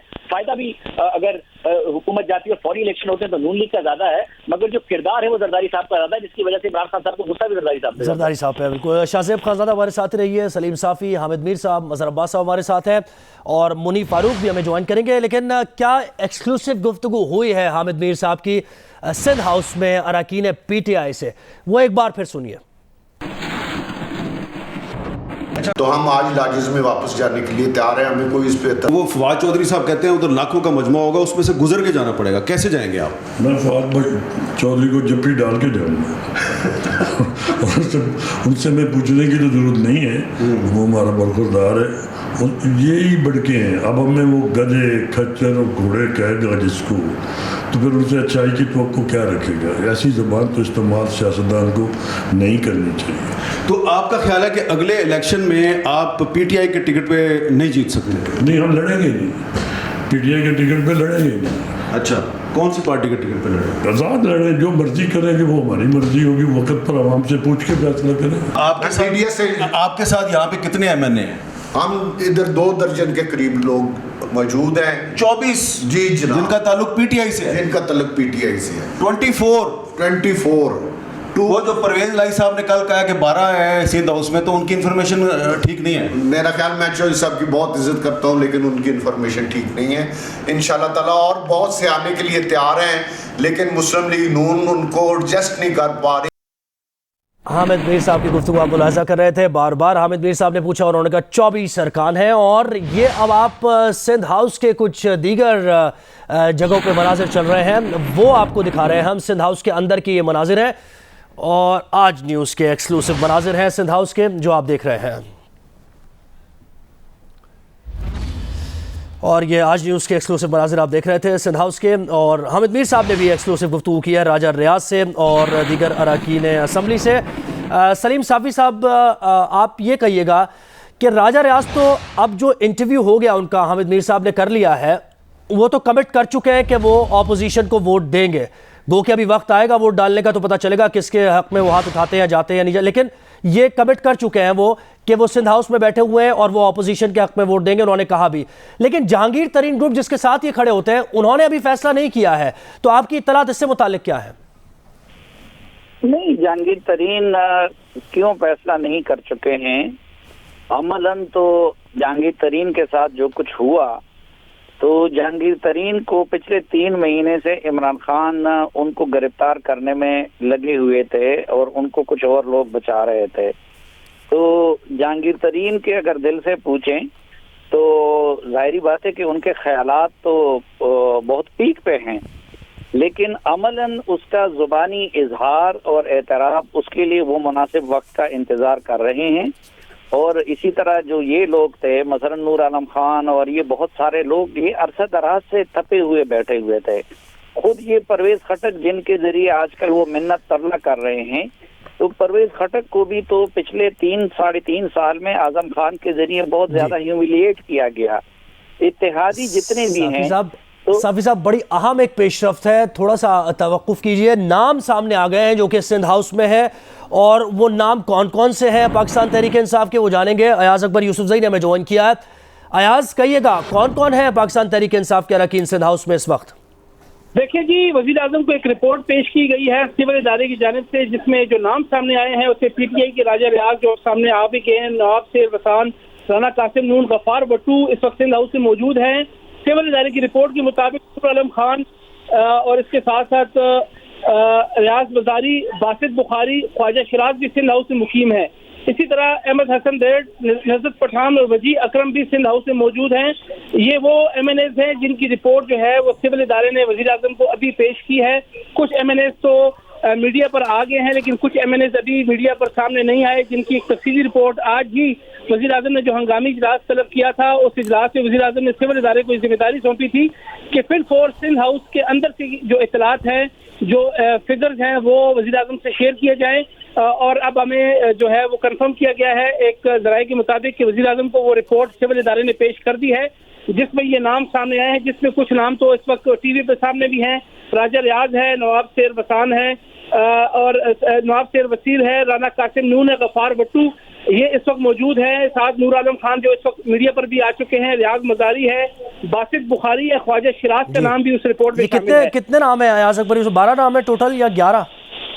तकरीबन जी 11 से 12 नाम बनते हैं। अभी जराए बताते हैं कि क्योंकि वज़ीर आज़म ने हंगामी बुनियादों पर ये रिपोर्ट मांगी थी, तो ये वज़ीर आज़म को पेश कर दी गई है। अभी इस हवाले से जरा ये बताते हैं कि कुछ और लोग भी हैं, क्योंकि 24 नाम लिए जा रहे हैं। इस 24 वो लोग हैं जो मुनहरिफ हो चुके हैं पाकिस्तान तहरीक इंसाफ से, या जो पहले दिन 28 नामों की रिपोर्ट IB की जानिब से पेश की गई थी, सिविल इदारे की जानिब से पेश की गई थी, वो उसमें से 4 नाम ऐसे थे, जरा बताते हैं, जिनको परवेज खटक और शाह महमूद कुरैशी बनाकर साथ थे। 24 वो लोग थे जो हुकूमत को भी मालूम था कि ये हमारे साथ नहीं है, और साथ साथ अपोजिशन के साथ वो राब्ते में थे। कुछ लोग इस वक्त 10 से 11 लोग या 12 लोग जो इस वक्त सामने आ चुके हैं, कुछ 4 से 5 मीडिया पर नजर आ रहे हैं, और इससे कुछ 4 से 5-6 ऐसे हैं जो मीडिया के सामने नहीं आए। अभी मजीद भी लिस्ट आना बाकी है, और अब इस हवाले से वज़ीर आज़म ने आज खुसूसी तौर पर ये सिविल इदारे को टाल दिया गया था कि हमारे पास दिन कम है, अब फौरी तौर पर वो नाम सामने आने चाहिए, कौन से वो लोग हैं जो पाकिस्तान तहरीक इंसाफ के साथ नहीं है, क्योंकि इस रिपोर्ट के बाद ही वज़ीर आज़म ने स्पीकर कौमी असम्बली को ये हिदायत देनी है कि वो फौरी तौर पर इजलास बुलाएं, या इस हवाले से कोई और जो है वो कानूनी पेचीदगी सामने लाई जाए। और हमारे पास खबर ये भी है कि वज़ीर आज़म ने अपनी लीगल टीम को वज़ीर आज़म हाउस तलब कर लिया है। साथ साथ वज़ीर कानून फरूक नसीम को भी वज़ीर आज़म हाउस फौरी तौर पर बुलाया गया है। बाबर अवान शामिल हैं, और अटारनी जनरल को भी वज़ीर आज़म ने फौरी तौर पर तलब कर लिया है। जो इस वक्त सिचुएशन है कि इन जो मुनहरिफ अरकान हैं, इनके साथ आगे क्या सलूक किया जाए और क्या वज़ीर आज़म के पास इख्तियार है। तो लीगल टीम जो है फौरी तौर पर मौजूद की है। इससे पहले वहाँ पर तर्जुमानों का इजलास भी इस वक्त जारी था, और जो मेन लीडरशिप है पाकिस्तान तहरीक इंसाफ की, वो पहले से ही वज़ीर आज़म हाउस में मौजूद है। इस हवाले से वज़ीर आज़म ने हंगामी इजलास तलब किया था, और अब वज़ीर आज़म ने हंगामी तौर पर अपनी कानूनी टीम को फौरी तौर पर वज़ीर आज़म हाउस बुला लिया है। जी, तर्जुमानों का भी इजलास हुआ था, और लीगल टीम को भी वज़ीर आज़म इमरान खान ने तलब कर लिया है। सिविल इदारे की जानिब से रिपोर्ट पेश की गई वज़ीर आज़म इमरान खान को, और नाम सामने आ गए हैं। साफ़ी साहब हमारे साथ हैं, मज़हर अब्बास साहब हमारे साथ हैं, शाहज़ेब खानज़ादा हमारे साथ हैं, और हामिद मीर साहब हमारे साथ हैं। साफ़ी साहब, अब ये नाम सामने आ गए हैं और लीगल टीम को एक बार फिर मुशावरत के लिए बुला रहे हैं, क्योंकि लीगल टीम की तरफ से जो चीज़ें सामने आई थी वो यही कि ये स्पीकर का इस्तेकाक नहीं है, और यकीनन उसी पे अब बहस होगी कि स्पीकर असेंबली के अंदर उस दिन क्या कर सकते हैं, क्या उनका इख्तियार है। तो मेरे ख्याल में आगे जाके शायद स्पीकर भी इतने एग्रेसिव ना रहें जितने कि इस वक्त नजर आते हैं, और इमरान खान साहब के हर हुक्म की तामील करते हैं। हम बहुत पुराना एक दूसरे को जानते हैं। असल मामला दूसरा इत्तेहादियों का है, तो मुस्लिम लीग काफ की बात मुकम्मल तौर पर बन चुकी है नून लीग के साथ, और वो सिर्फ उनका फॉर्मल ऐलान करना बाकी है। उसमें मौलाना फजलुर रहमान और आसिफ अली जरदारी गारंटर है। इसी तरह जो MQM है उनकी भी तकरीबन तमाम तफसीलात वो जरदारी साहब के साथ तय पा चुकी हैं, और उसमें शहबाज शरीफ साहब और मौलाना गारंटर हैं। तो अगर ये लोग ना भी हों तो उस सूरत में भी सिर्फ इत्तेहादियों से अपोजिशन की तादाद पूरा हो सकती है।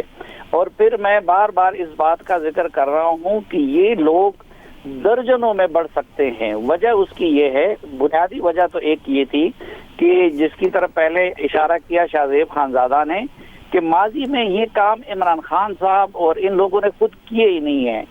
इनके लिए कहीं और से किसी को बिलजबर शमूलियत पे आमादा किया जाता रहा, किसी को बिलजबर इत्तेहाद पे आमादा किया जाता रहा, और ये इनका जितना जोम था उसकी वजह वो टेलीफोन काले और वो बाहर से मैनेजमेंट थी। इसलिए आज से चंद हफ्ते पहले काबीना के इजलास में एक अहम वजीर ने मुस्लिम लीग काफ को और MQM को ये ताना दिया कि तुम लोग तो एक टेलीफोन कॉल की मार हो।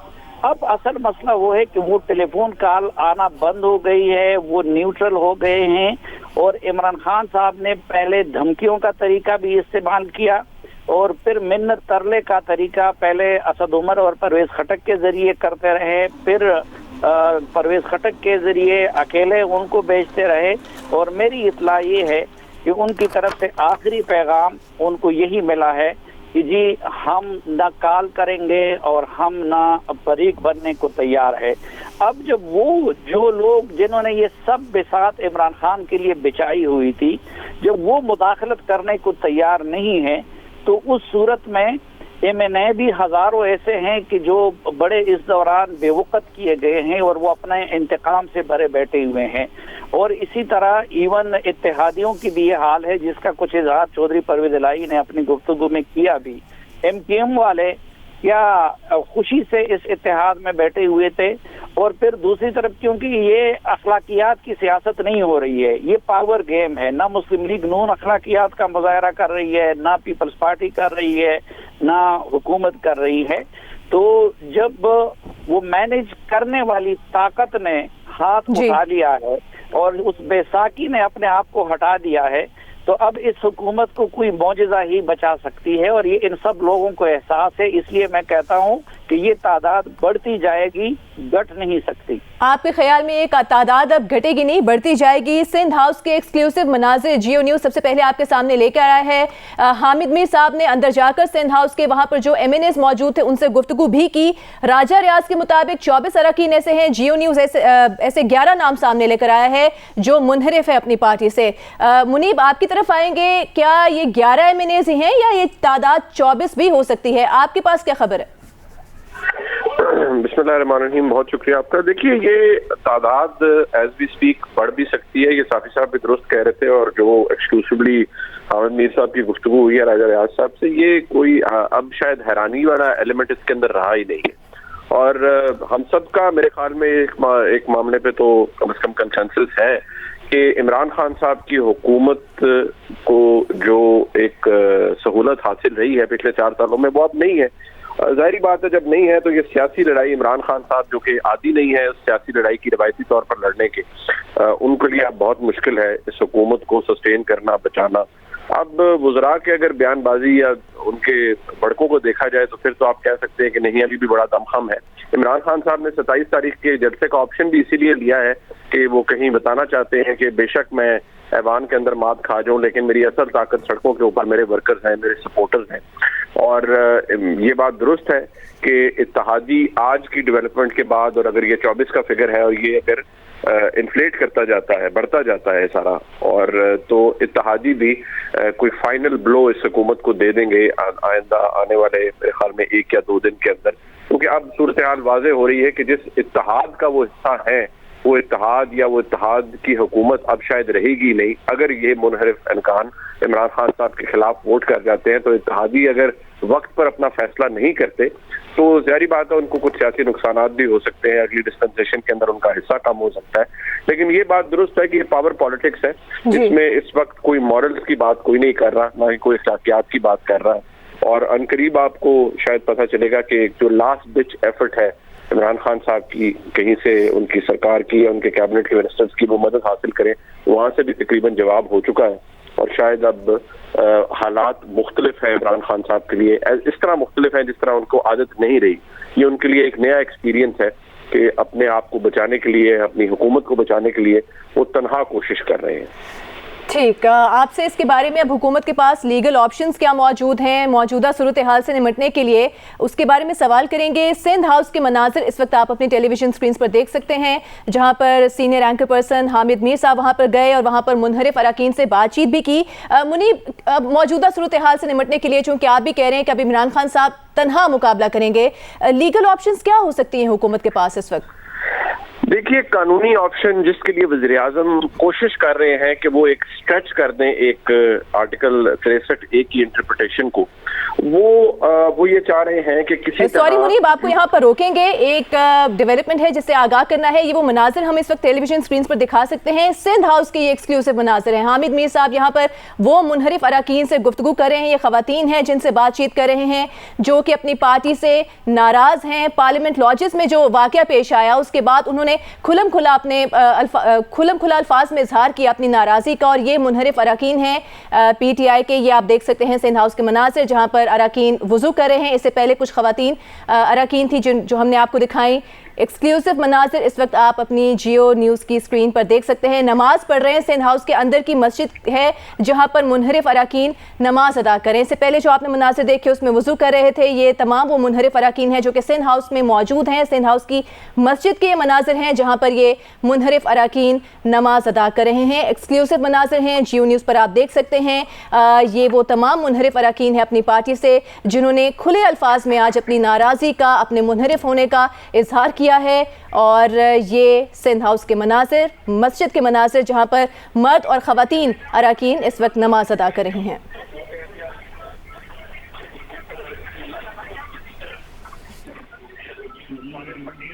इस अब से कुछ देर पहले हामिद मीर साहब ने हमें बताया भी था कि ये वो उन अरकान की वीडियो बनाई गई है और उनकी इजाज़त लेकर ये वीडियो इस वक्त नशर की जा रही है। प्राइवेटली उनकी वीडियो बनाई गई थी, उसके बाद हामिद मीर साहब ने उनसे इजाज़त ली कि क्या वो उनकी वीडियो नशर करवा सकते हैं। ये वो वीडियो, इससे अब से कुछ देर पहले जो आप मस्जिद के मनाजिर देख रहे थे, ये वो वीडियो नशर की जा रही थी। सिंध हाउस में PTI के मुनहरिफ अरकान जो इस वक्त मौजूद हैं उसके मनाजिर आप एक्सक्लूसिवली इस वक्त जियो न्यूज़ की स्क्रीन पर देख सकते हैं। ये वो तमाम मुनहरिफ खवातीन अरकान हैं जो कि यहाँ पर मौजूद हैं, और अब ये कुछ मर्द अरकान जो कि वज़ू कर रहे हैं सिंध हाउस की मस्जिद में। इससे पहले हमने आपको मनाजिर भी दिखाए हैं सिंध हाउस की मस्जिद के जहाँ पर ये अरकान नमाज भी अदा कर रहे हैं। इनमें से कुछ पीपल्स पार्टी के अरकान भी हैं, कुछ PTI के मुनहरिफ अरकान हैं। ये मनाजिर आप एक्सक्लूसिवली अपनी टेलीविजन स्क्रीन पर, जियो की स्क्रीन पर देख सकते हैं। आपसे कुछ देर पहले हामिद मीर साहब ने हमें बताया था कि उनकी ये वीडियो प्राइवेटली बनाई गई थी, बाद में उनकी इजाज़त ली गई और उनकी इजाज़त से ही ये वीडियो नशर की जा रही है। आज ये बहुत बड़ी पेशरफ्त हुई है। PTI के जो मुनहरिफ अरकान सामने आए हैं उन्होंने अपनी नाराज़गी का इजहार किया है। उनका कहना था कि जिस तरह से धमकियाँ आमेज़ बयानात दिए जा रहे थे हुकूमती वुज़रा की जानिब से, और फिर पार्लियामेंट लॉजेस में जो वाक़या पेश आया उसके बाद वो मजबूर हो गए कि वो यहाँ पर आएँ और आज उन्होंने खुले अल्फाज में अपनी नाराज़गी का इजहार किया है। मुनीब, आपकी तरफ आएंगे। आप लीगल ऑप्शंस का बता रहे थे कि इस वक्त इस सूरत हाल से निपटने के लिए हुकूमत के पास क्या कानूनी ऑप्शंस हैं? देखिए, 63A के हवाले से वज़ीर आज़म साहब कोशिश कर रहे हैं, इनफैक्ट उनके एडवाइजर्स भी ये कोशिश कर रहे हैं कि किसी ना किसी तरह जो मुनहरिफ अरकान जिन्होंने ये फैसला किया है कि वो तहरीक अदम एतमाद में ऑपोजिशन का साथ देंगे और वज़ीर आज़म इमरान खान के खिलाफ वोट डालेंगे, उनको वोट डालने से पहले कैसे रोका जा सकता है। अब देखिए, उसकी अगर लैंग्वेज पढ़ी जाए 63A की, तो वंस कोई वोट कर दिया जाता है, किसी भी कोई रुकन जो है वो पार्टी पॉलिसी के खिलाफ जाकर वोट ऑफ नो कॉन्फिडेंस के अंदर या वोट ऑफ कॉन्फिडेंस के अंदर अपने पार्लियामेंट्री पार्टी का हेड जो है, पार्टी का हेड है, उसके डायरेक्शन के खिलाफ अगर वोट देता है तो उसके बाद उसके खिलाफ कार्रवाई हो सकती है, और वो कार्रवाई ऐसी नहीं है कि उसका वोट काउंट नहीं होगा।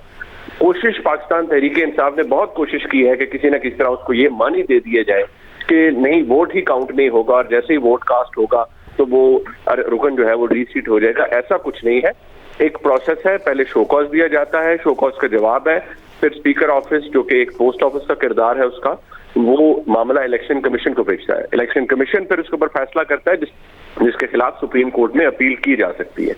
अब इमरान खान साहब की पूरी हुकूमत इस वक्त ये कोशिश कर रही है कि किसी ना किसी तरह 63A की इंटरप्रिटेशन जो है उसकी जो तशरीह है उसका कुछ ऐसे इस तरह से इतलाक किया जाए कि ये तमाम अरकान जो कि 24 हैं, 28 हैं, 30 हैं या 12 हैं, इनके ऊपर वोट कास्ट करने से पहले ही कोई पाबंदी लग जाए, जो कि कानूनी तौर पर इस वक्त मुमकिन नहीं। एक और बात भी ऐड कर लीजिएगा कि अगर ये सूरत हाल बनती है कि ये अरकान, जैसे खबरें ऐसी भी आ रही हैं कि बाकायदा तौर पर ऐलान करेंगे या प्रेस कॉन्फ्रेंस होगी कि हम हुकूमत के अगेंस्ट वोट करेंगे इसमें, तो इस सूरत हाल में भी क्या वैसे ही रहेगा मामला या फिर मुख्तलिफ हो जाएगा? कानून क्या कहता है? देखिए, इसमें जो रेलेवेंस है वो 63A की ही है, और ये रोका नहीं जा सकता किसी भी रुकन को, कोई रोक नहीं सकता, वो इलेक्टेड मेंबर है। लेकिन कोई जिसे कहा जा सकता है कि बॉन्डेड लेबर तो है नहीं, वो एक पार्टी के डिसिप्लिन के तहत उसके टिकट के ऊपर जरूर इलेक्ट हुआ है। लेकिन अगर वो अपने कॉन्शियंस के मुताबिक ये फैसला करता है कि वो हालात ऐसे पैदा हो गए हैं और उसने पार्टी पॉलिसी के खिलाफ जाके अपना वोट कास्ट करना है और वो अनाउंस करके करता है, तो मैंने जैसे पहले अर्ज किया, तरीकाकार वही है जो कि 63A में लिख दिया गया है। और 63A बाय द वे ये ओरिजिनल कॉन्स्टिट्यूशन का हिस्सा नहीं था, ये बाद में इनकॉर्पोरेट किया गया, फिर परवेज मुशर्रफ साहब के वक्त इसको अबेयंस में डाल दिया गया, खत्म किया गया, फिर दोबारा ये हुआ।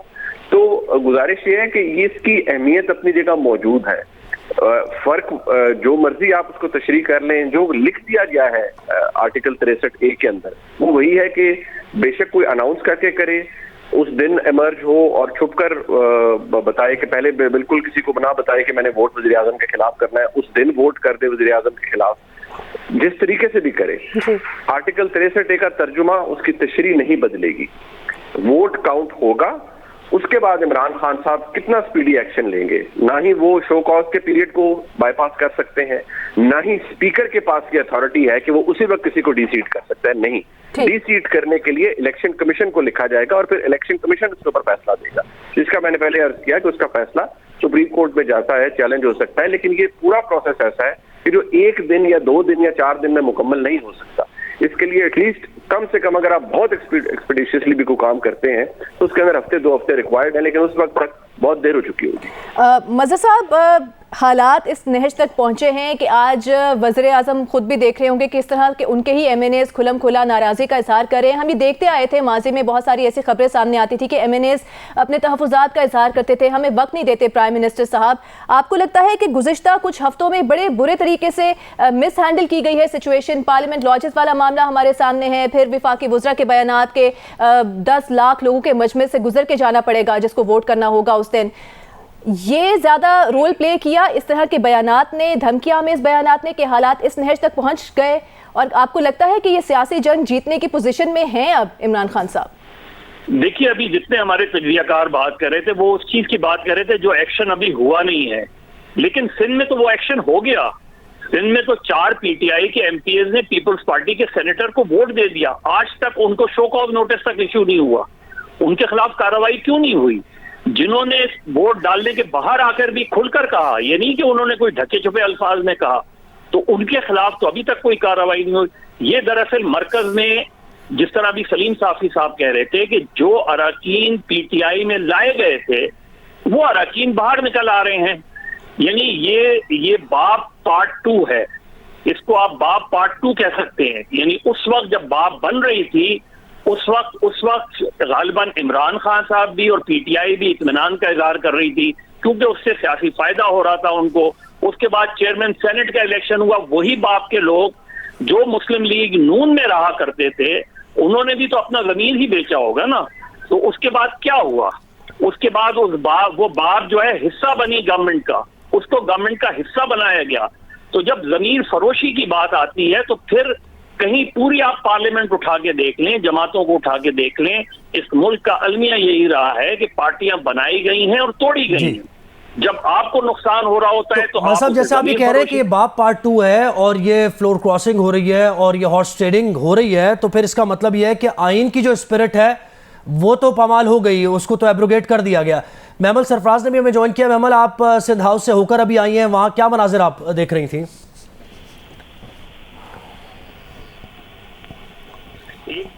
मैं आपको महमल, आप हमें सुन पा रही हैं? जी जी जी बिल्कुल, सॉरी मेरी आवाज उस वक्त चली गई थी। जी जी। अच्छा महमल, आप तो अभी सिंध हाउस का दौरा करके आई हैं, आप क्या सेंटिमेंट देकर आई हैं? वहां पर क्या मनाजिर थे? कितने अरकान देखे जो मुनहरिफ है पीटीआई से? देखिए, बात यह है कि उस वक्त तो ऐसी चहल पहल लगी हुई है सिंध हाउस में। बिल्कुल अभी अभी वापस आई हूँ, वहाँ मैंने कोई अराउंड घंटा गुजारा, हमने उधर एक इंटरव्यू कुछ करने थे तो वो किया। उसके बाद जब लोगों से मिले भी, बहुत सारे आप देखेंगे कि स्क्रीन के ऊपर कुछ तो सोशल मीडिया पे आ भी गए हैं कि जिनके इंटरव्यूज है थोड़ी सी चंक्स, लेकिन वो भी चलेंगी। जिन भी पीटीआई के लोगों से बात किया कि जो ये छोड़ रहे हैं, वो सामने खुल के सामने, आज 12 लोग आ रहे हैं और इसके बाद भी एक 12 की खेप है जो अपोजिशन क्लेम कर रही है। वहां पर अपोजिशन के दीगर पार्टी जमातों के लोग थे, वहां पर खाली सिंध हाउस में पीपल्स पार्टी के लोग नहीं थे, दूसरी थे। तो ये देखिए कि ये बहुत एक जैसे मेला लगा हुआ था, बिल्कुल ऐसा लग रहा था एक सियासी मेला वहां पर लगा हुआ था। जी अच्छा मुनीब, आप कहिएगा, जैसे मजहर अब्बास साहब ने जो बात की उसको ही आगे बढ़ाएंगे, क्या आप यानी ये कह सकते हैं अरकान राजा रियाज से बात हुई हामिद मीर साहब की, उन्होंने कहा कि ज़मीर की आवाज़ पर हम वोट देंगे, तो क्या ये डाइजेस्ट कर लिया जाएगा? क्या ये मान लिया जाएगा? किसी से भी आप बात करें, एक आम आदमी से, एक तज्जियाकार से, कि वाकई ये ज़मीर की आवाज़ पर वोट डाला गया है या फिर ये हॉर्स ट्रेडिंग हुई है इसमें? देखिए, क्योंकि ये पावर पॉलिटिक्स है तो ज़मीर की आवाज़ तो पता नहीं कहीं दबी जाती होगी। अपने अपने सियासी फायदे को सामने रखकर, अखलाकियात को बालाए ताक रखकर फैसले किए जाते हैं अपनी सियासी कन्वीनियंस को देखते हुए। लिहाजा जो अरकान इस वक्त तहरीक इंसाफ से मुनहरिफ हो रहे हैं या होने के लिए तैयारी कर रहे हैं, वो अपना सियासी इंटरेस्ट देख रहे हैं। कोई ज़मीर की आवाज़ नहीं है, ना ही कोई हक का कलमा उन्होंने बुलंद किया है। ठीक है, अपना सियासी इंटरेस्ट है। उन्हें जब पता लगा कि इमरान खान साहब की हुकूमत बादी और नज़र में एक डूबता हुआ जहाज उन्हें लगी और उन्हें पता लगा कि वो कुव्वत जो कि इमरान खान साहब की हुकूमत को संभाला दिए हुए थी, अब वो कुव्वत मौजूद इमरान खान साहब के साथ नहीं है, तो उन्होंने यही फैसला किया कि इस कश्ती से या इस जहाज से वक्त पर जंप कर लिया जाए, और क्योंकि वो बाइंडिंग फोर्स वही थी इस हुकूमत के लिए। तो इसमें कोई पावर पॉलिटिक्स इन्वॉल्व है, इसके अंदर कोई ज़मीर की आवाज़ नहीं है। लोग डाइजेस्ट नहीं करेंगे। इमरान खान साहब का वोटर यही कहेगा कि गद्दार हैं सारे। पीटीआई अगर उनके साथ ये करेगी कि जी उनके तस्वीर लगाएगी, उनको गद्दार डिक्लेयर करेगी, और जिस तरह पीटीआई ने ऑलरेडी ऐलान किया है, तो बिल्कुल करे। गैर रिवायती सियासत इमरान खान साहब करते हैं, इस दफा भी करेंगे, लेकिन रोका नहीं जा सकता किसी मेंबर को। इस वक्त हुकूमत के पास ऑप्शंस नहीं है। हाँ, कोई नया ऑप्शन निकाल लिया जाए, कोई अल्लाह बख्शे जिस तरह पीरजादा साहब निकालते थे, कोई नई कानून की तशरीह निकाल दी जाए, कोई नया ऑर्डिनेंस ले आया जाए, लेकिन ऑर्डिनेंस ये भी ज़हन में रखिए, कोई भी ऑर्डिनेंस ले आए वो आइन को ओवरराइड नहीं कर सकता। 63 पाकिस्तान के आइन का हिस्सा है। आइन को कोई प्रेसिडेंशियल ऑर्डिनेंस ओवरराइड नहीं कर सकता। सीनियर तज्जियाकार इरशाद भट्टी साहब ने भी हमें ज्वाइन किया है। भट्टी साहब, ये जो मनाज़र आज सिंध हाउस के आपने देखे हैं, मज़हर साहब कह रहे थे कि बाप पार्ट 2 हो सकता है, कैसे देखते हैं आप इन मनाज़र को? अगर हम जमहूरियत की बात करें, उसूल पसंदी की बात करें। देखिए, मुझे शर्म आ रही है, बहसीयत पाकिस्तानी मुझे शर्म आ रही है।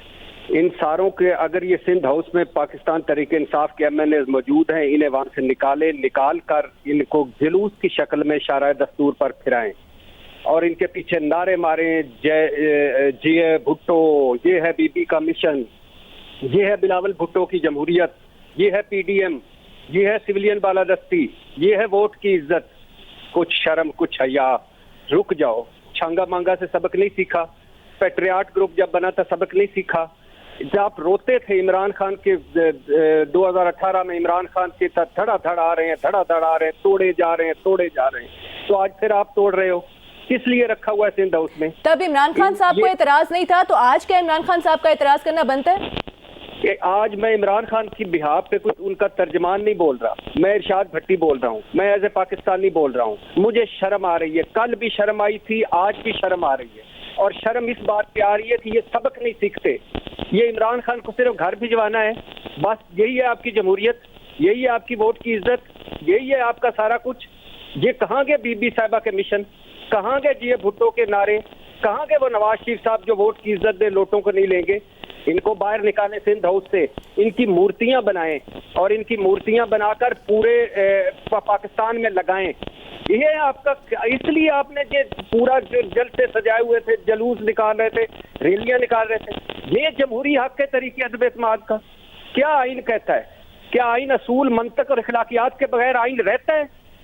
अगर रहता है तो उस आइन का मैंने क्या करना है? उस जमहूरियत का मैंने क्या करना है जिसमें असूल मंतक और अखलाकियात नहीं है? उस पार्लियामेंट का मैंने क्या करना है जहाँ जो नोटों से भरी हुई हो? उस निजाम का मैंने क्या करना है जहाँ हर चौथे साल जमीर जागती हो? लोटों के भी जमीर होते हैं। साइंस ने बड़ी तरक्की कर ली है, कमाल तरक्की की है साइंस ने। इनको निकालें, इनको आज सारे इकट्ठे हों, ये जरदारी साहब, इमरान खान साहब, नवाज शरीफ साहब आज इधर डस रहे हैं, कल आगे डसेंगे। भट्टी साहब, आपसे इस बारे में मजीद भी बात करेंगे। इस वक्त एक बहुत अहम खबर है, रमेश कुमार जो के हैं पीटीआई के, उनका ये कहना है कि 3 विफाकी वज़रा ऐसे हैं जो कि पीटीआई छोड़ चुके हैं। विफाकी वज़ीर रमेश कुमार का ये दावा सामने आया है, 3 विफाकी वज़रा पीटीआई छोड़ चुके हैं। रमेश कुमार ये दावा कर रहे हैं कि 3 विफाकी वज़रा पाकिस्तान तहरीके इंसाफ छोड़ चुके हैं। और सिंध हाउस से मुताल्लिक जो खबरें आ रही हैं, जो इंटरव्यूज़ किए हैं हामिद मीर साहब ने, एक्सक्लूसिव फुटेज भी हमें दिखाई है और ये भी मनाजिर आप सिंध हाउस के ही देख रहे हैं। अब रमेश कुमार ये कहते हैं कि 3 विफाकी वज़रा ऐसे हैं जो कि पाकिस्तान तहरीके इंसाफ छोड़ चुके हैं। रमेश कुमार का ये दावा सामने आ रहा है, जबकि राजा रियाज ने यह दावा किया है कि 24 पाकिस्तान तहरीक इंसाफ के अरकान कौमी असम्बली ऐसे हैं जो कि अपोजिशन के साथ हैं। हामिद मीर साहब ये कहते हैं कि उनकी इत्तलात के मुताबिक 20 लोग हैं, लेकिन ये नंबर 24 है। राजा रियाज ने दावा किया और रमेश कुमार अब ये कह रहे हैं कि 3 विफाकी वज़रा ऐसे हैं जो कि पाकिस्तान तहरीक इंसाफ छोड़ चुके हैं। रमेश कुमार ने यह दावा किया है। बिल्कुल, हामिद मीर साहब ने अब्दुल कादिर पटेल साहब से गुफ्तगू की है, उनका क्या कहना था आपको दिखाते हैं। आप तो लॉजेस में रहते थे, तो इधर सिंध हाउस में क्या कर रहे हैं? मीर साहब, लॉजेस में मैं समझता हूँ किसी भी शरीफ आदमी का और जो हुकूमत के ख़िलाफ़ अपना नुक्ता नज़र रखता हो, उसके लिए लॉजेस इस वक्त जो है वो किसी भी गैर महफूज जगह से कम नहीं। वहाँ से आप अगवा भी हो सकते हैं, वहाँ मारे भी जा सकते हैं। बहुत से आपके दोस्तों का ख्याल है आप तो शरीफ आदमी नहीं है, आपसे तो लोग डरते हैं, तो आप भी भाग के इधर आ गए। जनाब अली, शरीफ आदमी तो मैं हूँ, अब जिनका ये ख्याल है खैर वो उनकी अपनी ज़हनियत है, लेकिन यहाँ पे गुंडागर्दी, हुकूमती गुंडागर्दी इस उरूज पे कि छोटी मोटी गुंडागर्दी उसके सामने कुछ भी नहीं है। हुकूमत ने जो अपने ये गुल्लू बट छोड़े हुए हैं ना सर, और ये जो धमकियाँ देते फिर रहे हैं, और ख़ुद वज़ीर आज़म भी जो है वो बंदूक की शिस्त और नशिस्त के चक्कर में लगा हुआ है। तो जो वज़ीर आज़म दूसरों को बंदूक की शिस्त पे रख रहा हो, नशिस्त कहकर, तो आप ऐसे मौसम में आप समझते हैं कि हमारा महफूज होगा वहाँ रहना? I don't think so. अच्छा, यहाँ पे मैं पीटीआई के कुछ एमएनएज़ हैं, उनको मिला हूँ यहाँ पे, तो कुछ ने मेरे से बात की, कुछ मेरे से मिले, मुझे जफ्फी भी डाली, लेकिन कहा कि अभी रुक जाओ ज़रा। तो ये जो अभी रुक जाओ ज़रा वाले यहाँ पे हैं, मुझे लग रहा था कि हौसला कुछ उनका कमज़ोर है। मीर साहब, मुझे अभी तक कोई नहीं मिला, आपको मिले होंगे तो मुझे भी मिलवा देना थोड़ा सा। अच्छा, मुझे मिलवा दें प्लीज़, मैं उसका हौसला। शायद वो मेरे से डर गए हैं। नहीं जी, मुझे नहीं मिले, आपको मिले तो मेहरबानी करके मुझे मिलवा दें। हाँ, हमारे कुछ लोग जो मेरा ख्याल रखते हैं मेरी तरह, उनकी सोच है कि ये ख़तरनाक हो सकता है, वो ज़रूर है। हम दोस्त कुछ यहाँ ठहरे हुए हैं, मैं पढ़ रहा हूँ, देख रहा हूँ टीवी पर भी मुख्तलिफ़ किस्म के जो होते हैं बहानाबाजी कि जी ये यहाँ ये सिंध हाउस में इनको ले गए, उनको ले गए। यहाँ आप देख रहे हैं कोई नहीं है, बस ये अल्लाह का शुक्र है कि सुकून से बैठे हुए और इंशाअल्लाह न्याजी को गिरा कर जाएंगे। अच्छा, तो वो जो फवाद चौधरी साहब कहते हैं कि 27 मार्च को डी चौक में इंसानों का हजूम होगा, जिसने भी वोट डालने जाना है वो समुंदर में से गुजर के जाएगा। सर, समुंदर मेरे हल्के में है, किमाड़ी में, यहाँ कोई समंदर नहीं है। एक तो फवाद चौधरी की जो है वो मैं मालूमात को दुरुस्त कर दूँ, और दूसरी बात ये है कि हमारा आईनी हक है वोट डालना। हम एमएनएज़ हैं, अल्लाह का शुक्र है हमें अल्लाह के बाद आवाम ने मुंतखब किया, तो हम अपना वोट डालने जाएंगे। बाकी इंसानों का कितना बड़ा समुंदर इनके पास होता है वो हमने देख लिया। समुंदर वो था जो लॉन्ग मार्च के ज़रिए बिलावल भुट्टो साहब लाए थे, आप खुद गवाह थे उसके। ये अब जाते जाते जो है वो चीखना चिंगाना। और फवाद के लिए मैं एक बात बताऊँ, फवाद हमारे साथ भी रहा है, वो कहता था कि बिलावल भुट्टो जो है वो शेर की तरह दौड़ता है और उसने सारे पीपल्स पार्टी के जो है वो कारकुनों को शेर बना दिया। और पीटीआई के कारकुनान को वो गालियां बकता था जिसके मेरे पास अभी तक स्क्रीन शॉट्स मौजूद हैं। और जब मुशर्रफ के साथ था तो वो उसके कसीदे पढ़ता था। तो फवाद साहब तो नौकरी करते हैं, मुलाजमत करते हैं, वो एक जिस तरह होता है ना मल्टीनेशनल कंपनियों में, जहाँ जगह मिल जाए वहाँ तनख्वाह अच्छी मिले तो पैकेज अच्छा मिले वो चेंज कर लेंगे, इसमें क्या हुआ। अच्छा कादिर पटेल साहब, मुझे पता चला यहाँ पे कुछ आपके पीपल्स पार्टी के कुछ और एमएनएस भी इधर ठहरे जी हुए जी हैं। जी बिल्कुल हैं, दो चार दोस्त।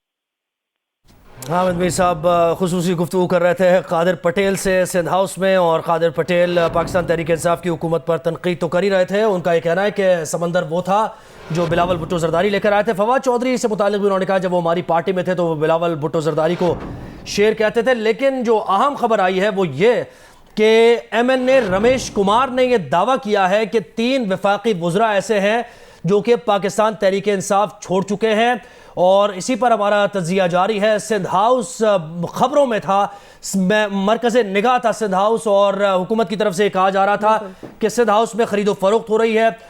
सीनियर सहाफ़ी और तज्जियाकार शहजाद इकबाल ने हमें ज्वाइन किया है। शहजाद, सिंध हाउस से अब एक्सक्लूसिव फुटेज भी आ गई है और हामिद मीर साहब ने खुसूसी बात भी की है राजा रियाज से और दीगर अरकान से भी। तो ये क्या माहौल बनता आप देख रहे हैं? वाज़ेह हो गई है अब सूरत हाल के पाकिस्तान तहरीक इंसाफ के अरकान अपनी हुकूमत के खिलाफ वोट डालेंगे? जी, ये बात तो बिल्कुल वाज़ेह हो गई है कि पार्टी टूट फूट का शिकार है, तितर बितर हो गई है। आपने देखा 2016 के बाद से जो मुश्किलात नून लीग पर आई, उनकी पार्टी में डिफेक्शन नहीं क्रिएट हो सकी। तमाम तर सूरत हाल के बावजूद लोग इस तरीके से नहीं टूटे। हाँ, बहुत सारे आज़ाद लोग थे जो पीटीआई में शामिल हुए, कुछ चंद दूसरी पार्टी से भी आए, और खास तौर पर जो इलेक्ट हुए थे इंडिपेंडेंटली, उन्होंने बाद में इलेक्शन के बाद पीटीआई को ज्वाइन किया था। लेकिन यहाँ तो अभी अदम एतमाद के वोट में भी कई दिन बाकी हैं, और ये नजर आ रहा है कि पार्टी जो है वो टूट फूट का शिकार है। एमएनएस 12, कोई कह रहा है 24, यहाँ पे 3 वफाकी वुज़रा की बात हो रही है कि उन्होंने पार्टी छोड़ दी है। तो पार्टी को शदीद नुकसान हुआ है, और जो लोग आ गए हैं सिंध हाउस में, जाहिर है फिर उन्होंने इरादा भी बना लिया है कि इमरान खान के खिलाफ वोट ऑफ नो कॉन्फिडेंस में उन्होंने वोट करना है। अब सवाल ये रह जाता है कि ये लोग क्या अपनी मर्जी से आ रहे हैं, अपने ज़मीर की आवाज़ पे आ रहे हैं? मुझे नहीं लगता कि कोई ज़मीर की आवाज़ है, जैसे कि राजा रियाज साहब फरमा रहे थे।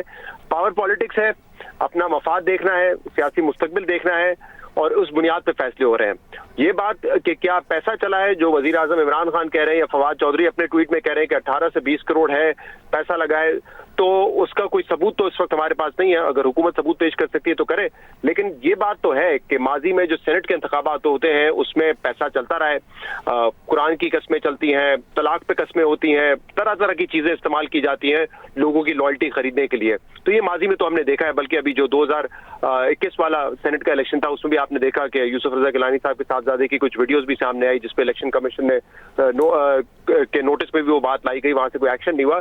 तो माजी में तो ये होता रहा है। इस मर्तबा ये है या नहीं ये तो नहीं मालूम, लेकिन ये बात तो तय है कि पार्टी टूट फूट का शिकार है, बड़े पैमाने पर डिफेक्शन हुई है। शहजाद, जिस तरह से आप बात कर रहे हैं, तो चीजों को परखने का अगर हम उसूल पसंदी की बात करें तो फिर पैमाना तो एक ही होना चाहिए। वो अमल जो पीटीआई के लिए माजी में सही था, वो आज उसके ऊपर कैसे तनकीद कर सकते हैं? जी बिल्कुल, वजह भी है ये पार्टी टूटने की। जब हम बात कर रहे हैं कि नून लीग में उस तरीके से डिफेक्शन नहीं हुई, उसकी वजह ये है कि पार्टी में काफी सारे लोग थे, पुराने थे, लॉयलिस्ट थे, वो पार्टी के साथ जुड़े रहे। पीटीआई में जैसे मैंने कहा कि लोग जो शामिल हुए थे वो इलेक्शन से पहले हुए थे, वो सही। यही राजा रियाज भी जो है वो उन्होंने भी पीटीआई का दुपट्टा इलेक्शन से कुछ अरसे पहले ही पहना था ना। इस तरह के बहुत सारे लोग थे। वजीर आजम इमरान खान उस वक्त वजीर आजम नहीं थे, पार्टी के चेयरमैन थे, हर किसी को जो है पार्टी का वो दुपट्टा पहनाते थे, पार्टी में शामिल करते थे। लॉयलिस्ट नहीं थे, उनको उस वक्त नजर आ रहा था कि हवा पीटीआई के हक में चल रही है, पीटीआई का टिकट स्ट्रांग है, इलेक्ट हो जाएंगे, हुकूमत में आ जाएंगे।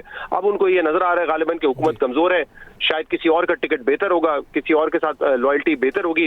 लेकिन पाकिस्तान की सियासत में यही चलता आ रहा है। ये जो तमाम लोग हैं उनको आप भी एक्सेप्ट करेंगे, हम भी एक्सेप्ट करेंगे। ये वही लोग हैं जिनको आज तहफ़्फ़ुज़ दिया जा रहा है कि कहीं ये वापस पीटीआई में शामिल ना हो जाए या कुछ इनको हो ना जाए, जिनके बारे में नून लीग ये कहती थी कि हम इनका घेराव करेंगे, इनका मुहासरा करेंगे। ये अभी चंद महीने पुराने बयानात हैं, लेकिन ऐसा होता नहीं है। चाहे पीटीआई हो, नून लीग हो, पीपल्स पार्टी हो, वो सब वेलकम करते हैं। जब वो उरूज पे होते हैं उनको पता होता है कि लोग दूसरी पार्टी से आ रहे हैं, वो शामिल कर लेते हैं। इमरान खान से कितनी दफा सवाल हुआ कि क्या आपको गारंटी है कि यही तो वो लोग हैं पुरानी पार्टी वाले, ये कैसे तब्दीली लेकर आएंगे?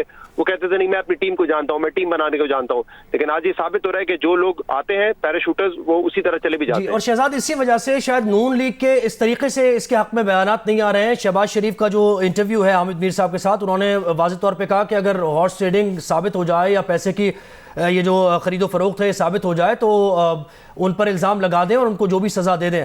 आप कहिएगा मुनीब, क्या नून लीग अगले इलेक्शन होने जा रहे हैं उसमें क्या ये हॉर्स ट्रेडिंग का और ये पैसे की लेन देन का ये बैगेज लेकर नून लीग नहीं जाना चाह रही, और जब ही सारी एक्टिविटीज़ सिंध हाउस, जरदारी साहब, जो कुछ भी लोगों को मिलाने की बातें हो रही हैं, उसमें ज़्यादा आगे पाकिस्तान पीपल्स पार्टी नज़र आ रही है?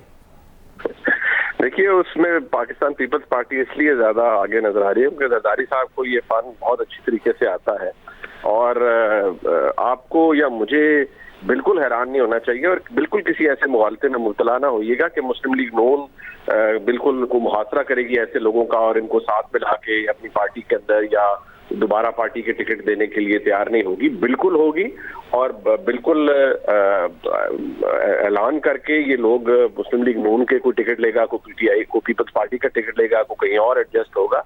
अपना सियासी इंटरेस्ट देखा जाएगा, कोई उसूल की सियासत आपको नजर नहीं आएगी। ना ही आपको लगेगा कि कोई लेक्चर देता आपको नजर आएगा कि जी नहीं, ये लोग हमें छोड़ के गए थे या ये उस इमरान खान साहब की जमात का हिस्सा रहे हैं तो हम इन्हें नहीं लेंगे। सियासी है, पावर पॉलिटिक्स है। लोगों को जिनको एश्योरेंसेस दी गई हैं टिकट्स की, वो ऐसे तो नहीं दी गई ना, ऑब्वियसली उसके अंदर बहुत सारे गारंटर शामिल होंगे। तो अभी कुछ देर पहले जैसे इरशाद भट्टी साहब कह रहे थे कि इन लोगों को चौक पर लेके जाना चाहिए, तो ये हमें आज डिमांड नहीं करनी चाहिए चौक पर ले जाने की। चौक पे तो उस वक्त लेके जाना चाहिए था जब ये पहले 2018 में इनकी वफादारियां तोड़वा कर एक डिस्पेंसेशन को बनाया गया, एक हुकूमत को बाकायदा तौर पर मैन्युफैक्चर किया गया। तो ये और उससे पहले भी जिसने हिस्सा डाला है इस चीज के अंदर और सियासी जमातें तोड़ी, बनाई, वफादारियां तब्दील की, तो फिर सबको निकालिए, सबको चौक पर लेके जाइए, सबको नेम शेम कीजिए।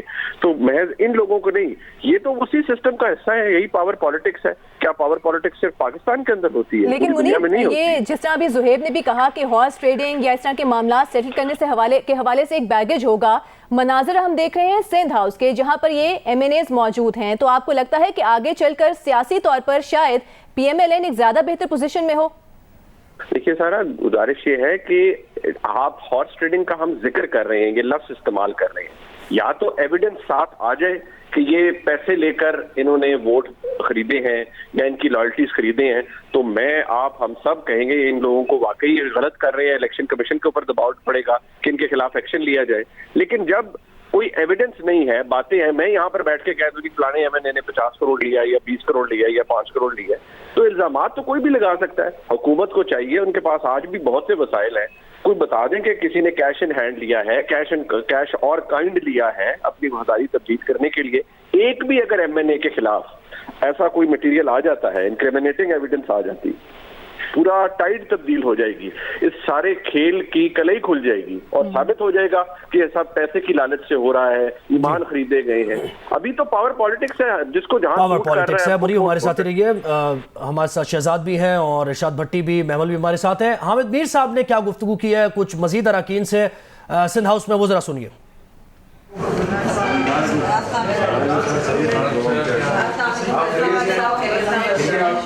बिल्कुल ठीक ठाक, आप कैसे हैं? आप ठीक है, आपको बहुत बहुत शुक्रिया, थैंक यू।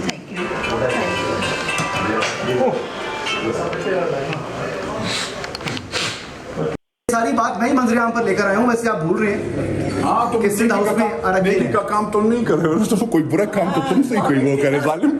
अब मुझे भी तो मेरे ये मनाजर आप देख रहे थे सिंध हाउस के, जहां पर हामिद मीर साहब पहुंचे तो वहां पर अरकान असम्बली से गुफ्तगू की। भट्टी साहब, जिस तरह से टूट फूट सामने आ रही है, रमेश कुमार साहब का तो कहना है कि 3 विफाकी वज़रा PTI छोड़ चुके हैं, आपको लगता है वोटिंग की नौबत आएगी? नहीं, वोटिंग तो अभी सेकंड मरहला है, तरीके अदम एतमाद है, अभी वोटिंग तो सेकंड मरहला है। अभी तो ये जो मुनीब भाई ने एक बड़ा खूबसूरत जुमला कहा है, उस पे ये इनका होना चाहिए। 88 से शुरू कर लें या 2018 से शुरू कर लें या 2022 से शुरू कर लें, सब लोटों को निकालें, फिराएं उन्हें और सारे उनका मूर्तियां बनाएं और लोटे बनाने वालों का भी कर लें। और क्या ये जो जितने MNA पाकिस्तान तरीके इंसाफ के हैं, जब ये इन्होंने तरीके इंसाफ के टिकट पे वोट लिए, ये अवामी नुमाइंदे हैं कहलाते हैं, क्या ये अपने हलके की आवाम के पास गए हैं कि हम मुनहरफ हो रहे हैं या हम सिंध हाउस में बाकी हमारे घर महफूज हो रहे हैं, हम सिंध हाउस में जा रहे हैं, या हम सिंध हाउस में बैठे हैं अब इमरान खान के खिलाफ वोट डालेंगे?